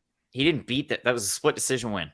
It wasn't really split, though. I thought he won 2 of the 3 quite soundly. But it just, if you're concerned about Song Yadong's wrestling, that shows that he can defend takedowns from a high-level wrestler. If you're concerned about his volume striking, look at the Marlon Vera fight. That shows that he can volume strike with another primary striker. I'm just saying, he has some performances in the UFC that really do set him up for this kind of a matchup. I have Song Yadong in this fight. A little bit surprised by those Tapology votes. But again, I want to hear from everybody down below in the comment section on this one because Julio Arce is a very, very good striker. I've been high on him since he's come into the UFC. Maybe there's a little bit of that shine from being there as a fan live for that first card before becoming a media member. But Matt, yeah, both of us going with the man training at Team Alpha Male. Let us know down below who you have, not just in this fight, but in the rest of them. And Matt, up at the top of the card, big time fight feels. Max Holloway taking on Yair Rodriguez. Keep it locked in with Fight Night Picks. And as we always say, let's get into it. Absolute banger at middleweight. This weekend, we have Georgia's Roman Dolidze taking on a guy who, man, his ceiling could not be higher at this point. It is, of course, Chris's brother, Kyle Daukaus. He's really broken out of that shell. And no matter what you make of his last fight, which was a no contest against Kevin Holland, he was having a ton of success before the clash of heads. And then after the clash of heads, he had even more success where he was able to finish the fight. But after the fact, you know, we have that replay review where members of the UFC were in the ear of the commission. That was a really awkward moment. It was a no contest, Craig. I don't like what you're doing right now. It was a no contest. I just don't like it when Mark Ratner and Sean Shelby are able to kind of enter into the conversation. Craig, there were refs around there too, and that's their job to monitor the film and to give that information to the ref inside the cage. They did nothing wrong. It was awkward. Now we get a fight that's not as awkward as their banter right there, because for Roman, he was getting ready for a fight against your boy, Eric Anders. Anders out of the fight. And it was supposed to be the rematch of that fight between Kevin Holland and Kyle Daukaus for this weekend. So both guys, they just crisscross. Everybody clap your hands. We get this fight. Come on. Yeah. So Matt, when I look at this one, I can talk about the accolades, and I have in video after video after video for our fighter out of Georgia here. He's a former FILA World Grappling champion, ADCC guy. He's medaled in certain competitions. But when you watch Roman Dolidze fight, the trouble I have and the biggest takeaway that I have is he almost gets too busy trying to impress everybody at home and his coaches and not as focused on finishing the fight at hand. That got him in trouble against Trevin Giles, where it started to go a little bit more downhill as that fight went on. And we make jokes. It's a Fight Night Picks exclusive. Matt kind of rolls his eyes. That Trevin Giles power jab was on point that night. And then in his last fight for Roman, he fights Laureano Staropoli, where, yeah, he does have a lot of success. It's just, I wish he would finish more fights. And for Kyle Daukaus, we bring it back. He loses his UFC debut on short notice against Brendan Allen, but there were a lot of positives to take out of it. He finished strong in that fight. It was a good one. Then he comes out, he beats Dustin Stoisfuss, a guy that might be a little small, maybe for 185, but a very well-rounded guy on paper, 100%. He wins that fight and looks good. Then he loses to Phil Hawes. Okay. All right. And then he was on his way to beating Kevin Holland. No, even he before wasn't. Let's stop it. Nothing happened up until then. Craig, even if you look at the stats, Kyle Daukaus had 9 strikes. Kevin Holland had 3 up until the head clash. He at least landed 1 strike after the head clash. So you cannot stand here and tell me that Kyle Daukaus was dominating Kevin Holland when he was ahead by like 2 Clinched significant him up strikes against the before cage, was working the takedowns. If you put any stock into that fight, I can't put any stock into the Kevin Holland matchup. I really can't. Because Kevin Holland, Roman Dolidze. This is the point. This is the point that I'll make before I hand it off to you. The only positive that I have out of the Holland fight, well, actually, there's 2.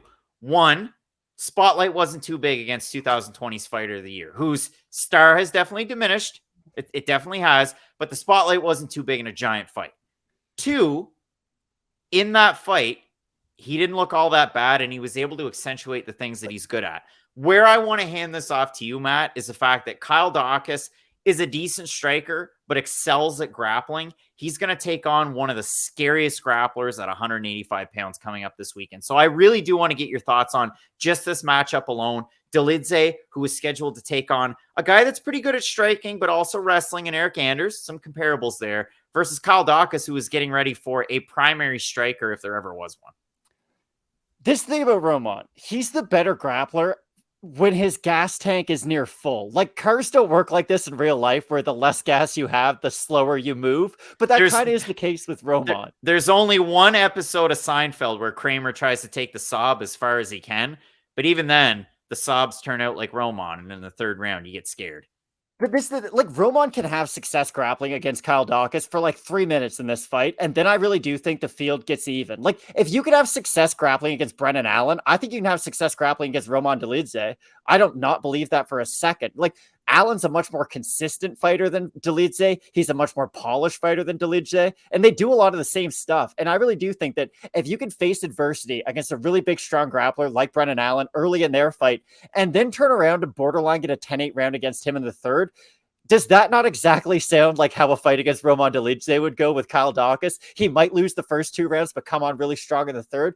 This is what I like about Daukaus. If he knows he's behind in a fight, he goes for it. He doesn't just like kind of rest back and think, okay, if I win this round, maybe it'll tie it up. Like, there is an urgency to his game that I really do appreciate. That's where this fight gets really interesting, because more than any other fight on this card, this comes down to cardio. If Roman does go for takedowns, I guess, okay, I'll flip this around. It comes down to cardio, but it comes down to how well can Kyle Daukaus defend the takedown attempts of Roman. Because on the feet, Daukaus's jab should actually be able to give Diakiese some trouble on the outside, because with Diakiese, it's a lot of those looping wild shots where you aim big, you miss big. And if Daukaus can stay pretty technical and accurate on the outside, I think he can have good success, although I do worry about him against really polished strikers in this division.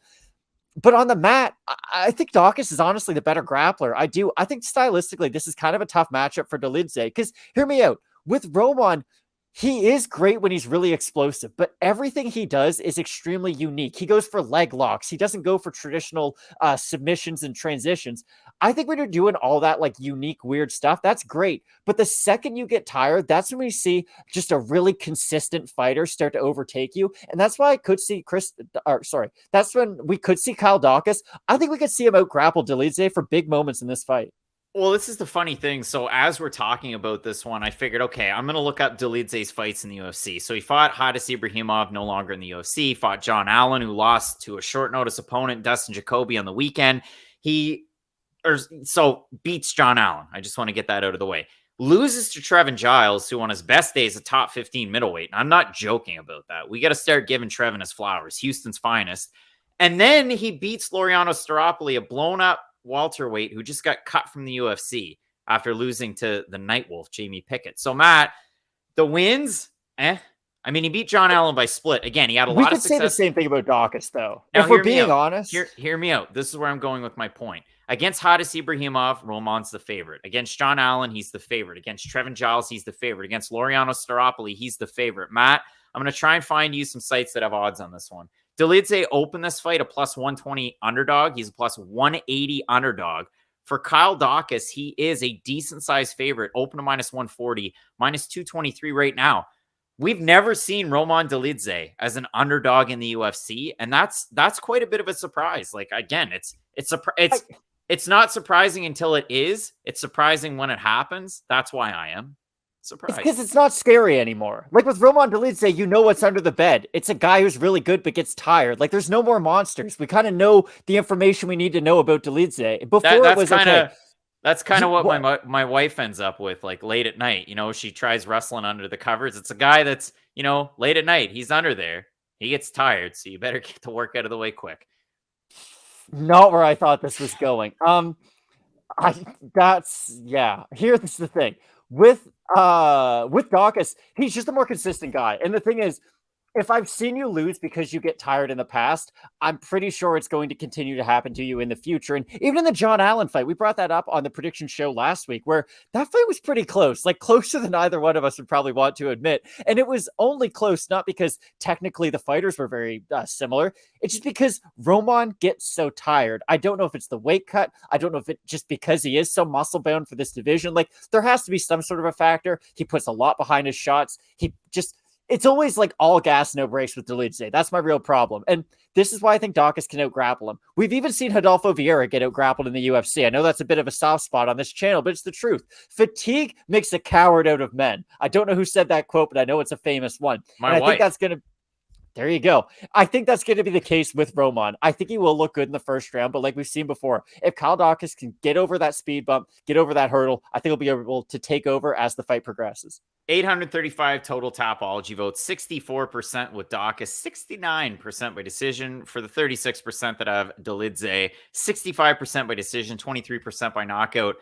I have a hard path to victory seeing Diakiese winning this fight by decision. That's the biggest trouble. I mean, I could see him winning by leg lock in the first round. I could see him winning by even a knockout in the first round. That's the trouble. the Roman that we saw outside of the UFC struck like Rocky Martinez. Like, you're throwing spinning attacks, spinning elbows. You're throwing like your hands from the hips, like Alexander Romanov at heavyweight as well. I know he fought Rocky, but both of those guys, like a Chris Barnett type striker. I'm just going with heavyweight wildmen, but that's my point. Really wild, really from the hip, with a ton of power, with a lot of energy expended, knowing that you're most likely going to end the fight in the first round or the second round. So for Dolidze, that's it. The gas tank is such a big factor. It's such a hindrance to me, and the volume as well. So for those reasons, I like Diakiese. Maybe you want to sprinkle a little bit on a Dolidze finish by submission. Maybe you like him in the first round. It's just, to me, he's been a little bit too much of a people pleaser and a little bit less like the fighter that we saw coming into the UFC, getting a little bit crazy, training out of Ukraine. I don't know what they've done at Extreme Couture, but maybe he can find his footing coming up this weekend, not fighting Anders and now taking on Diakiese. But for me, I've got Diakiese here. No, I agree 100%. Both of us going with Chris's brother, Kyle, to get the win. We're going with Pennsylvania's own Kyle Diakiese here. Matt, big time fights coming up.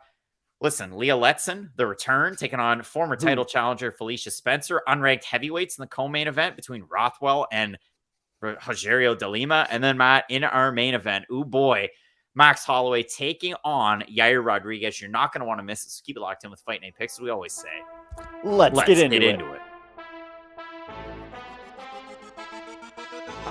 And a long-awaited return to the UFC's Octagon for Trust the Nightest touch. It's Leah Letson, and we haven't seen her since almost 3 years ago when she picked up a split decision win over Lithuania's Yulia Stoyarenko, and a lot of different health issues being the barrier to a re-entry for Letson. So finally she gets paired up, a big-time fight where she competed on The Ultimate Fighter at featherweight against a former title challenger in the Phenom Felicia Spencer. Matt, the record, not that sexy in the last 5 for Spencer, because if you look at it, she gets a win over Megan Anderson in her UFC debut. Awesome. She was an underdog. She was overlooked. Huge pop. She fights Chris Cyborg. Doesn't get finished.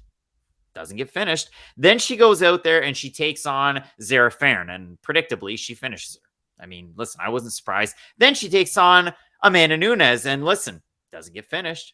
And then her last time out there, she takes on the immortal Norma Dumont. Hey, the hotness at 145 right now, winning main events at 145 right now is Norma Dumont. And in that fight, she loses.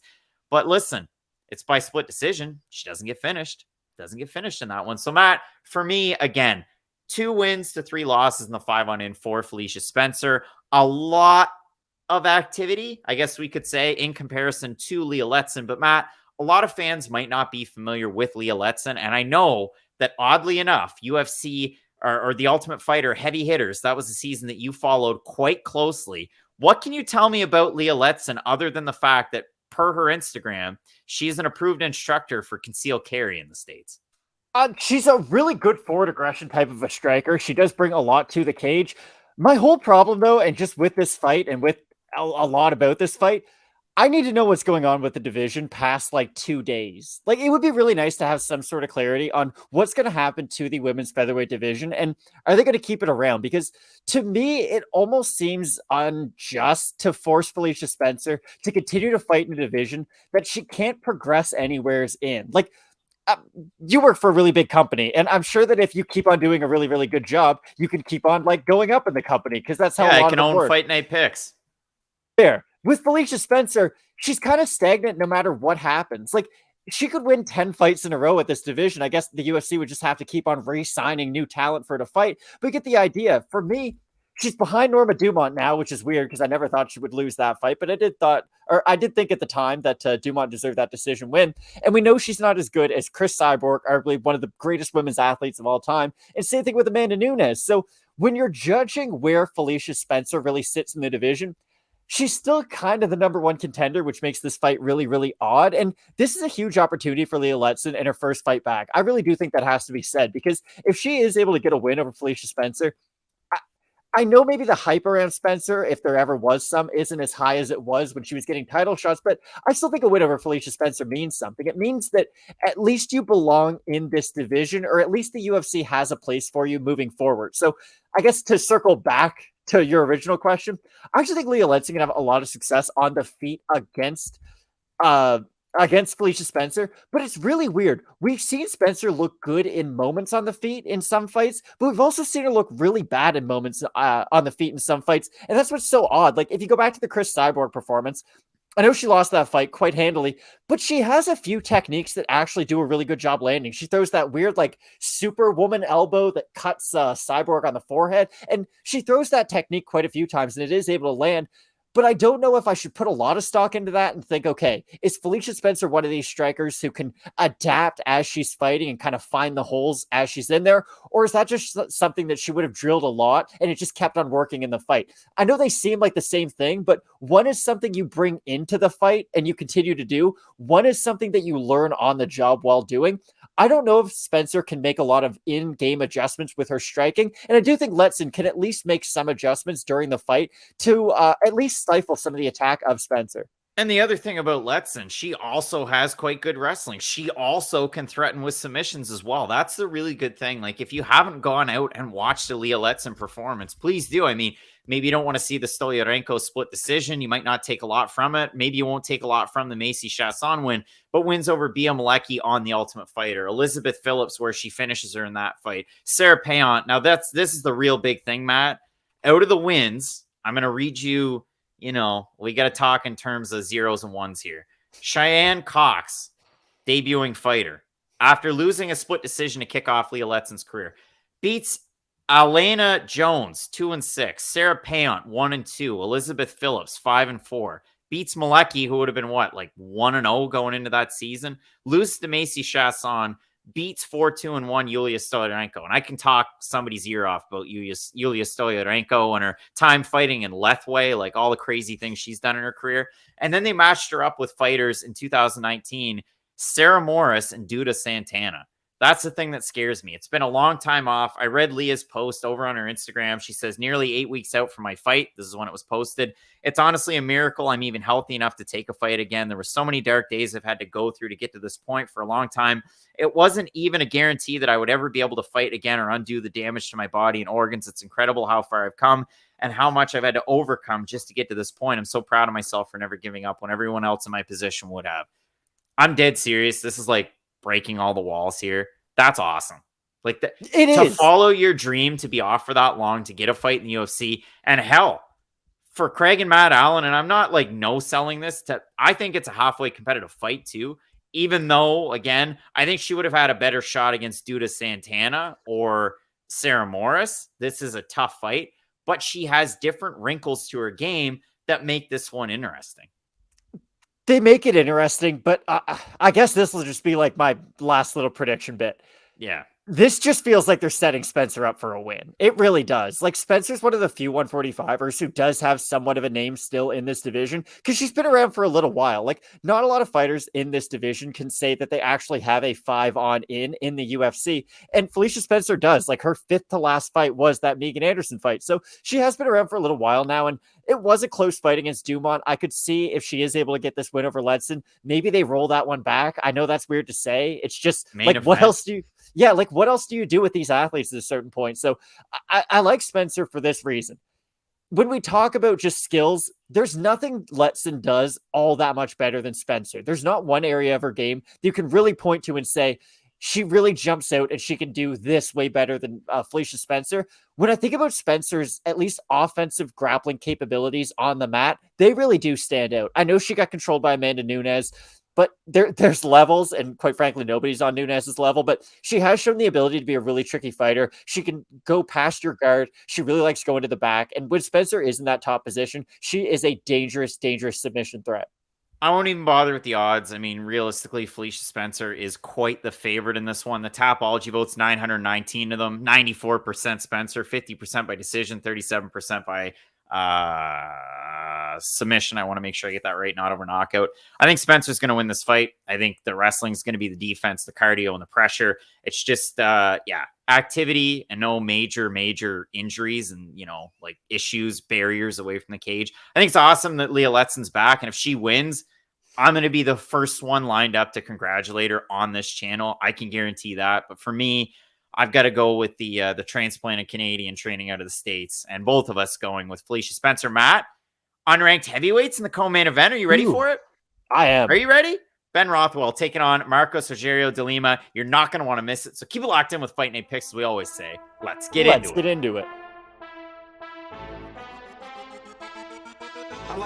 Interesting co-main event, and you always scratch your head when they decide to pit two unranked heavyweights together, but that's exactly what we're going to get this weekend as Big Ben Rothwell takes on Big Marcos Rogerio de Lima. And I say that because, Matt, de Lima is not a heavyweight throughout his career. I mean, this is a guy that came into the UFC off of The Ultimate Fighter Brazil. It was season 3 at heavyweight. Now, he did lose to your eventual champion, Antonio Carlos Jr., your current PFL light heavyweight champion. Congrats, hats off to him. But in his next fight, well, it's at heavyweight, but he weighs 235 pounds. And then he goes down and he fights Igor Prokopchak. Now, I butchered that, but 205 pounds on the nose. And that was a career trajectory for Mr. Rogerio de Lima. And then you look at it, and there's a point where he fights Adam Vixarek. And it's 253 pounds. But before that, it was OSP, 210 pounds. And you go, okay, what happened? Well, de Lima, potential USADA violation. That's what Tapology says when he's supposed to fight Safarberg Safarov. All of this to say, that's when Marcos decided he was going to make the move. So he weighs 253 against Vixarek, 255 against Struve, 257 against Ben Sassoli, 258 against Romanov, 264.5 against Maurice Green. Matt, do you see a trend here? He's significantly weighed more in every single heavyweight fight he's had since he's come back to heavyweight recently. He's going to take on a guy in Ben Rothwell that traditionally cuts to make it to heavyweight, who was supposed to fight Felipe Lins, who was supposed to be on this card. Maybe he will. His fight against OSP is out. But my favorite thing ever is that quote that Stipe Miocic had when he was getting on a plane, getting ready to fight Francis Ngannou, and Ben Rothwell's there getting ready to go early to Vegas. And Stipe's like, hey, Ben, who are you going to fight? And Ben goes, Felipe Lins. And they both, who's this? You know, the guy that won the $1 million with PFO. Who's this guy? What? Huh? I hand it off to you this way. Marcos Rogerio de Lima is a finisher to the nth degree. He is an exciting striker. He is a guy that, like Ben Rothwell's recent opponent in Chris Barnett, can pull off some wild stuff. But at heavyweight, I kind of haven't really seen it all that much. Pre-USADA, pre-heavyweight, just like Marcos Rogerio de Lima at 205 was like the perfect fighter. Now, he was far from it, but just humor me for a second. He had absurd knockout ability, really good Muay Thai technique, really, really fast hands for like the size of him, because he does have one of those like Fedor Emelianenko builds. He's kind of round. He's not the most lean guy in the world. We should say about that whole USADA thing, that was the same JDS thing where there was a bad lab and it wasn't necessarily their fault. It really wasn't. So we should clear that one up before we go too much further, but there was a fair amount of a layoff for him there. Exactly. And before that layoff, or at least leading into the OSP fight, I thought he was going to beat Ovince St. Preux. I actually thought he was going to knock him out because I thought OSP was at least somewhat over the hill, and that was back in 2017. So that tells you how weird the career of Ovince St. Preux has been. But anyways, OSP gets the Von Flue over De Lima. De Lima misses weight. And then after that, no one really knows. Like, is he going to ever be the same fighter? But you know what I hate, Craig? It's when guys used to weigh 205 pounds and now they have to cut weight to make 265 pounds. Now, the list is very short. There's not a lot of fighters who have gone through this, but we're pretty lucky. We have a recent example that we can bring up. Jean Vellante, my favorite UFC fighter of all time. It just, again, this is a big thing in boxing. When guys start to balloon in weight later on in their career, it's normally because of something. Like, okay, this is why I kind of disagree when people say get rid of weight cutting in MMA. Hear me out. This is a bit of a side panel. What weight cutting assures is that you are in the best possible shape you can be the day before the fight. You can't mess around in camp. You can't take a day off. You can't only run 5 kilometers one day that you're supposed to run 10. It makes you be the most disciplined version of yourself possible. We can both agree on this. When you lose that side of your camp and when you lose that side of your training, when you're no longer forced to be that disciplined, because now there's no financial incentive to miss weight. You don't have to weigh in at a real amount at heavyweight. You can weigh in to whatever you want to. If De Lima, after being a light heavyweight, was a heavyweight, but he fought at like 230, if he fought at a range that you felt like, okay, if he really got himself together, if he really got it together again. Like he did on The Ultimate Fighter? Like he did on The Ultimate Fighter, exactly. That would suggest that, hey, he's not just letting himself go in between camps. He's still being professional. He's just not doing this significant weight cut associated with fighting at 205. But when he does start weighing in at these like 260, 265 weight cuts, like it's pretty concerning for a guy who wasn't even a tall, light heavyweight. It's just whenever you have a fighter move from 170 to 185 at the end of their career, we get nervous. Like Johnny Hendricks made that difference, and it looked like it was huge. Marcos Rogerio de Lima is making that weight cut times 3. Well, I mean, like I could throw it over and you could make it like into a backhanded compliment. You could make it nice, like that George Strait song. You know how it starts and then he goes, "Let herself go on a singles cruise to Vegas once, then to Honolulu." I honest to goodness, I'm gonna out myself. I don't like George Strait all that much. Listen, Really? Jackson, Mark Chestnut, even, but George Strait, I've never been a giant fan. However, the one knock on Ben Rothwell is that he doesn't fight with a ton of output sometimes. Like, really, I look at his overall body of work. Maybe it was a little bit too much too soon. His last knockout loss, Matt, was at UFC 104, Machida versus Shogun, when Cain Velasquez finished him. And what, like a year and a bit ahead of that, he got knocked out by Andrei Arlovski. Since then, he's fought Mark Hunt. Hunt didn't knock him out. He knocked out Brenton Schaus. Do you know that guy? He knocked out the Reem, Alistair? Brenton Schaus? Anybody? He beats Matt Mitrione. He beats Josh Barnett with that crazy submission. JDS didn't knock him out. Blagoy didn't knock him out. Arlovski didn't knock him out the second time they fought. So I go through this overall body of work.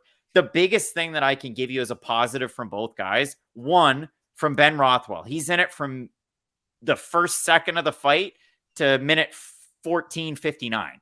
Always in that fight because he is such a tricky fighter. And yeah, he might train at a Rothwell MMA, but look at his last fight.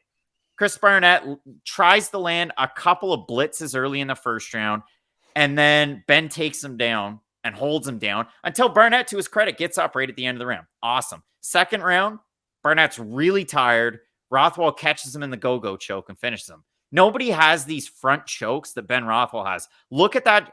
I go back and I sit there. It's like, Kermit the Frog with the Lipton. Like, I sit there and I just smile on my porch and I watch Ben Rothwell submit Josh Barnett with that choke that he had. I love going back and watching that. Now, I'm talking like I'm this big Ben Rothwell guy. I'm not necessarily, because, again, he's not very flashy. He doesn't really tend to knock a lot of guys out. It's usually a war of attrition. He's like Jim Miller, but at heavyweight. Like, he just has a style that ages well. He's like Kyle Lowry. He's like Chris Paul. He's like any guy who just really prioritizes technique and the basics over anything else. Because, no, you said it perfectly, though. Like, Ben Rothwell's not a flashy guy, but he doesn't have a single real, like, massive weakness in his game. No, it's like watching Marco Scudero play baseball. It's like, really? And he did that again? What? Marco? Still doing it, but not anymore. But Matt, yeah, when we look at this one, I'll pop the odds up there really quick. I think finishing ability and the fun aspect is definitely on De Lima. He opened a plus 130 underdog, roughly a plus 127 right now. For Ben Rothwell, the comeback, open minus 150, roughly a minus 154 over there is the average. Over on Tapology, 933 total votes. 85% Rothwell, 54% by decision, 19% by submission, 22% by knockout. For the 15% that have De Lima, 37% by knockout, 41% by decision. I have a hard time seeing De Lima winning this fight by decision. I really do. It's got to be like a quick knockout, because if not, Ben Rothwell is to fighting like wet blankets are to anecdotes. Sometimes they're good, sometimes they're not. I've never, there's never any good wet blankets, really. But Ben Rothwell is one of those guys. He just slows down the pace. He makes it his type of fight. And I see that this being that type of fight. He's not Ben Sassoli. No, Ben Rothwell is really interesting because he's always been a gatekeeper. It's just kind of been at a different level at different stages throughout his career. Like at one point, he was the gatekeeper to the top 5. If you beat Ben Rothwell, you yourself were then considered elite. Then it was okay. If you beat Ben Rothwell, you're a good heavyweight, but maybe not a great heavyweight. Now it's if you beat Rothwell, you might be able to get into the rankings. Like, I don't want to say like the Dustin Jacoby, he's the 16th best guy in the world, but you get the idea. Like, Rothwell is in that conversation of, hey, on his best day, can give anybody a really hard fight, and on his worst day, maybe a guy like DeLima could beat him, but this is my big thing. DeLima doesn't really fight like the same guy since he has been up at heavyweight, or at least this version of him. The Ben Sassoli one was nice, but that was just like a close your eyes and throw type of a moment. And that's really the only opportunity I see him winning this fight. If he can land a big shot, which of course he can, he's a really, really credentialed Muay Thai fighter, but it's hard to, like, when your only path to victory is, I'm going to knock out Ben Rothwell, I hope you expect a really, really hard night in the office. Matt, both of us going with big Ben Rothwell to get the win in this fight, and you are not going to want to miss it because you want a fight that's all action on paper, Matt. On paper, Max Holloway taking on Yair Rodriguez. I'm so excited about it. Let's throw it on over there. Keep it locked in with Fight Night Picks, as we always say. Let's get into it.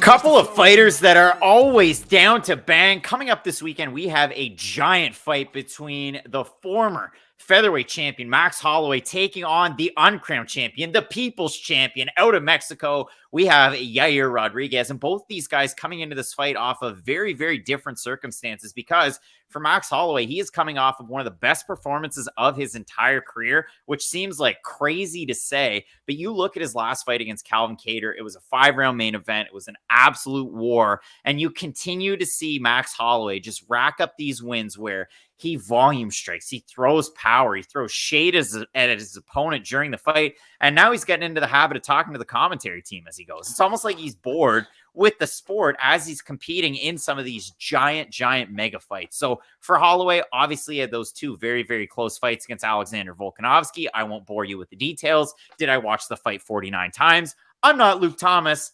I'm on the northern side of the border. But Matt, when I look at this one, Max Holloway coming off one of the most impressive performances of his career, Yair Rodriguez coming off of a very, very wonderful win, but it was a very, very long time ago. It was a couple of years ago when he fought Jeremy Stephens. It feels like, to me, it was only last year, but I could say the same thing about his fight with the Korean Zombie. It feels like that was only last year, that big Denver 25th anniversary card. So, Matt, I absolutely love the fight. Again, this is a Fight Night Picks marquee fight. It's a striker's paradise. I have so many things that I can say about this fight. And with that, I hand it off to you. I know you're equally as excited. In 2019, I remember you said something on this channel, and it was one of the first times we'd referred to this in any video, and it was just, oh, if Dana White gave me the ability to make any fight in the UFC, what would it be? I'm not going to lie. The first fight I ever imagined in my mind was this one right here. That's how excited I am for this weekend's main event, because a lot of people forget, and I'm going to give us like a beef history here. So we're going to go back a little ways. When Max Holloway had initially won the featherweight title, I think it was 7-Eleven had run like this UFC inspired big gulp type of a promo where on the outside of their cups, they just had like UFC champions on it. It was just like it was a promo piece, you know. Max Holloway wasn't actually the champion they chose to be on the cup. They chose just contender Yair Rodriguez. Now, Max Holloway tweeted out about that and like a picture of it, and it was like, oh, this is really funny. This happened years ago, though. I'm really surprised I even remember this.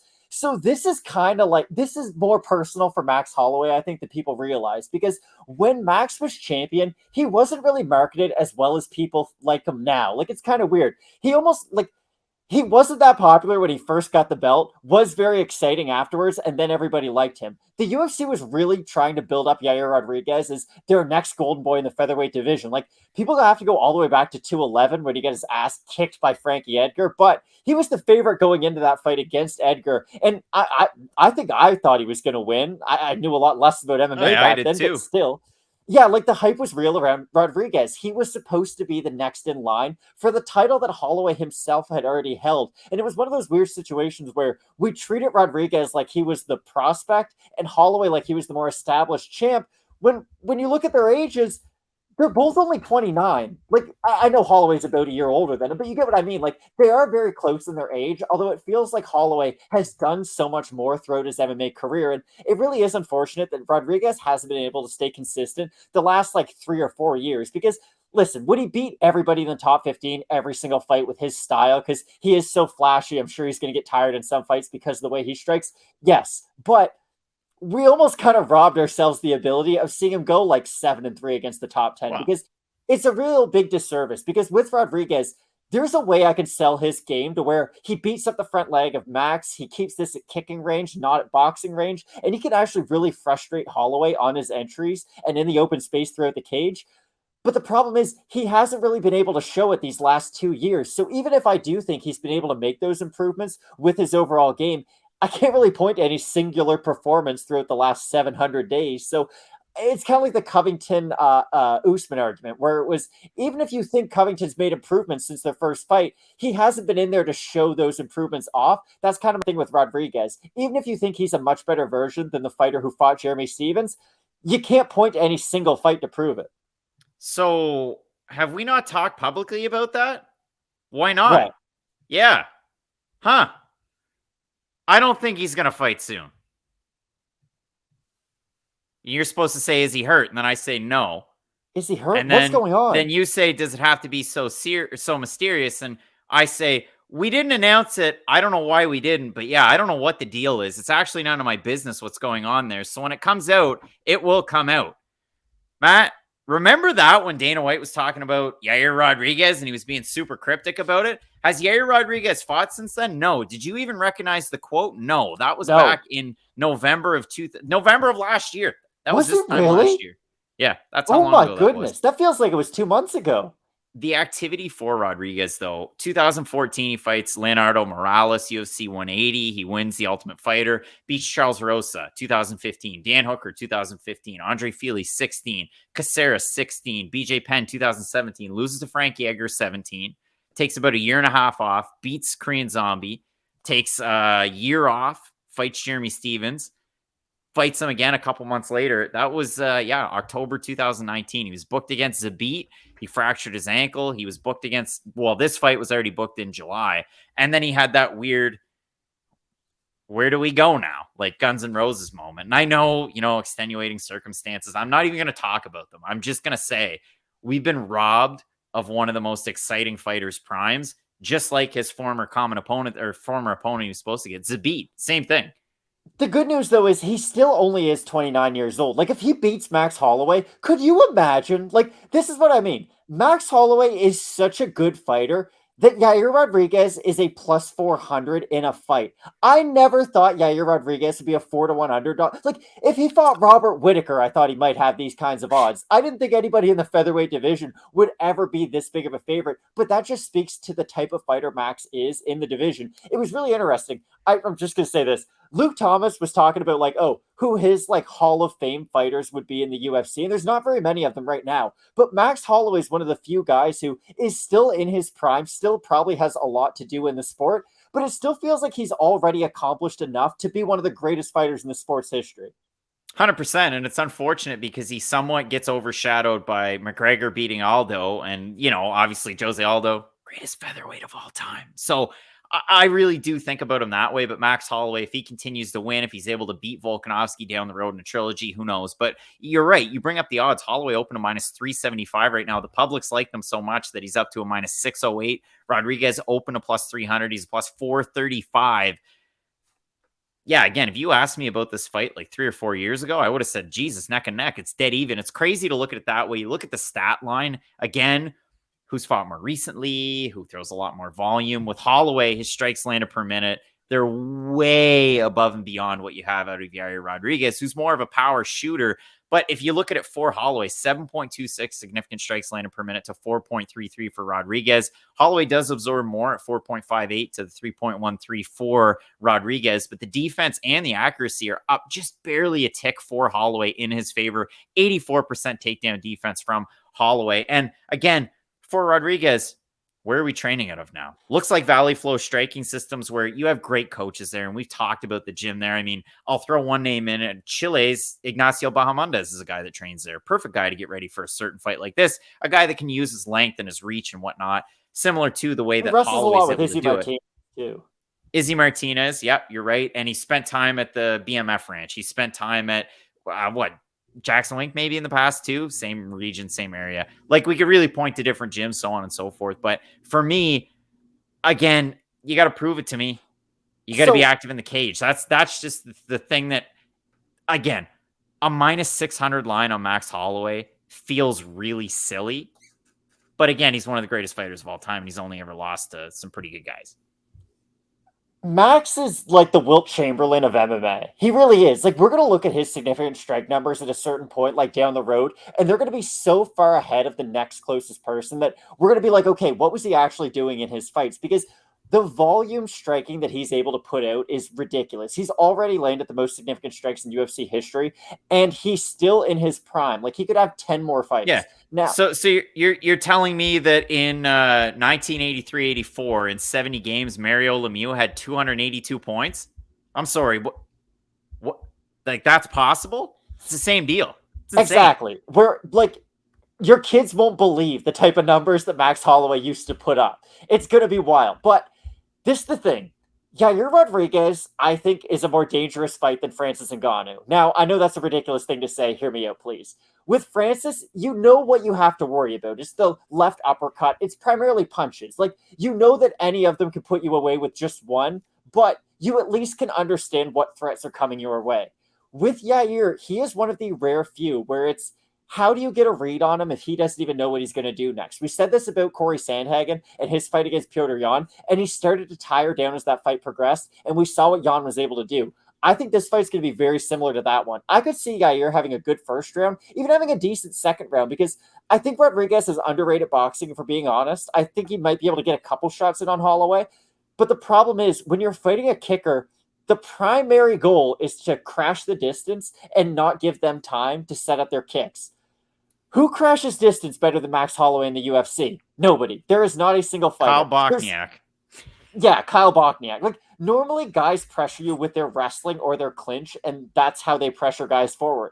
Holloway's like Vasily Lomachenko. He pressures you with a threat of violence. And I know that sounds like I'm being dramatic, but it's the truth. He's pressuring you with his striking, and he's also really elusive himself. I know he gets hit a good amount just because he gets into crazy fights, but when you actually look at him in the pocket, he's able to get in, land his combination, and get out before you can respond. Like, even look back at that crazy highlight from the Cater fight. Cater's a really, really good MMA boxer. Max Holloway hits him with a no-look right hand that breaks his nose, misses like 7 punches away from him, circles away, and then resets. Like, he's not only a really technical fighter, he's a fan-friendly one too. I don't know a single person that likes MMA and dislikes Max Holloway. Like, listen, we don't cheer for anybody here, I know that, but like, Max Holloway is one of the most aesthetically pleasing fighters to watch in the UFC roster, and I do expect him to do the classic Holloway, put a heavy amount of volume on Yair, probably go to the body a lot, and then I even expect a finish. I don't think Yair has the chin or the durability of Calvin Kattar.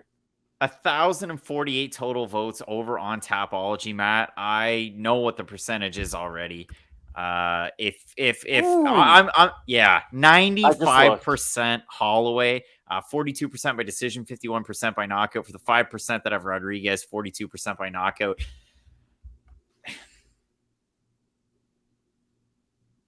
Caleb Plant's a really good boxer, but he boxed one of the greatest fighters of all time his last time out. Yair Rodriguez is faced with a very similar challenge, where he himself is a very good MMA striker, but the problem is we're asking you to do something that like very few people can. And this is the thing. The guys who have beat Max Holloway possess 2 tools that Yair doesn't.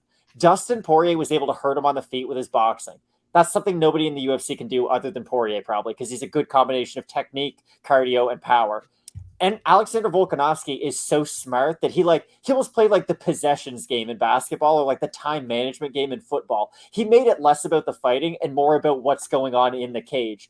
Yair, I don't think has that fight IQ or that power. So that's why I think Holloway's such a big favorite. There's my last. And I mean, it's going to be a weird one, but I mean, if you're a hockey fan, you might dig this one, especially if you're on the West Coast. You look at the Edmonton Oilers and you have 2 great players, right? Like 2 year-over-year MVPs.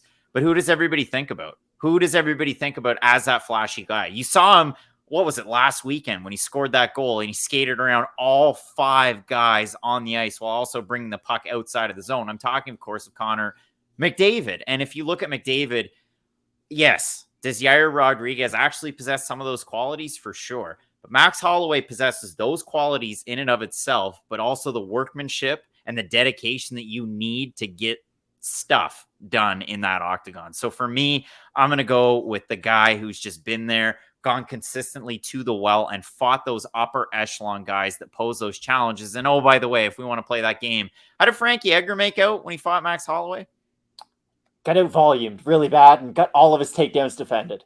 Yeah, so Matt, for me, going with Max Holloway. For yourself, going with Holloway. If you disagree with this, you let us know down below in the comments section. It was an away game for me, setting up in an undisclosed location. But Matt, I'm really looking forward to it. It's a great card coming up this weekend. Of course, we have question mark kicks 2 hours before the prelims. Last weekend's episode, because of you, the fans out there listening on the podcast, out there, Spotify, iTunes, tuning in every week on YouTube, tossing us a like, all that stuff. It really does grow the channel. It goes a long way, and it really does help us out. So we certainly appreciate you. I just want to say that from me to you. I know Matt echoes those sentiments. When you're helping out the sponsors, you help us out, all that jazz. But really, at the end of the day, I just want to thank everybody out there for making this an awesome show, because it's something that I look forward to coming back every single week. People might look at some of these fight night cards and go, Leah Letson's fighting Felicia Spencer on a main card? Why should I get excited about that? I try to get you excited. I really do, and I get myself excited about these fights, so hopefully that shows through.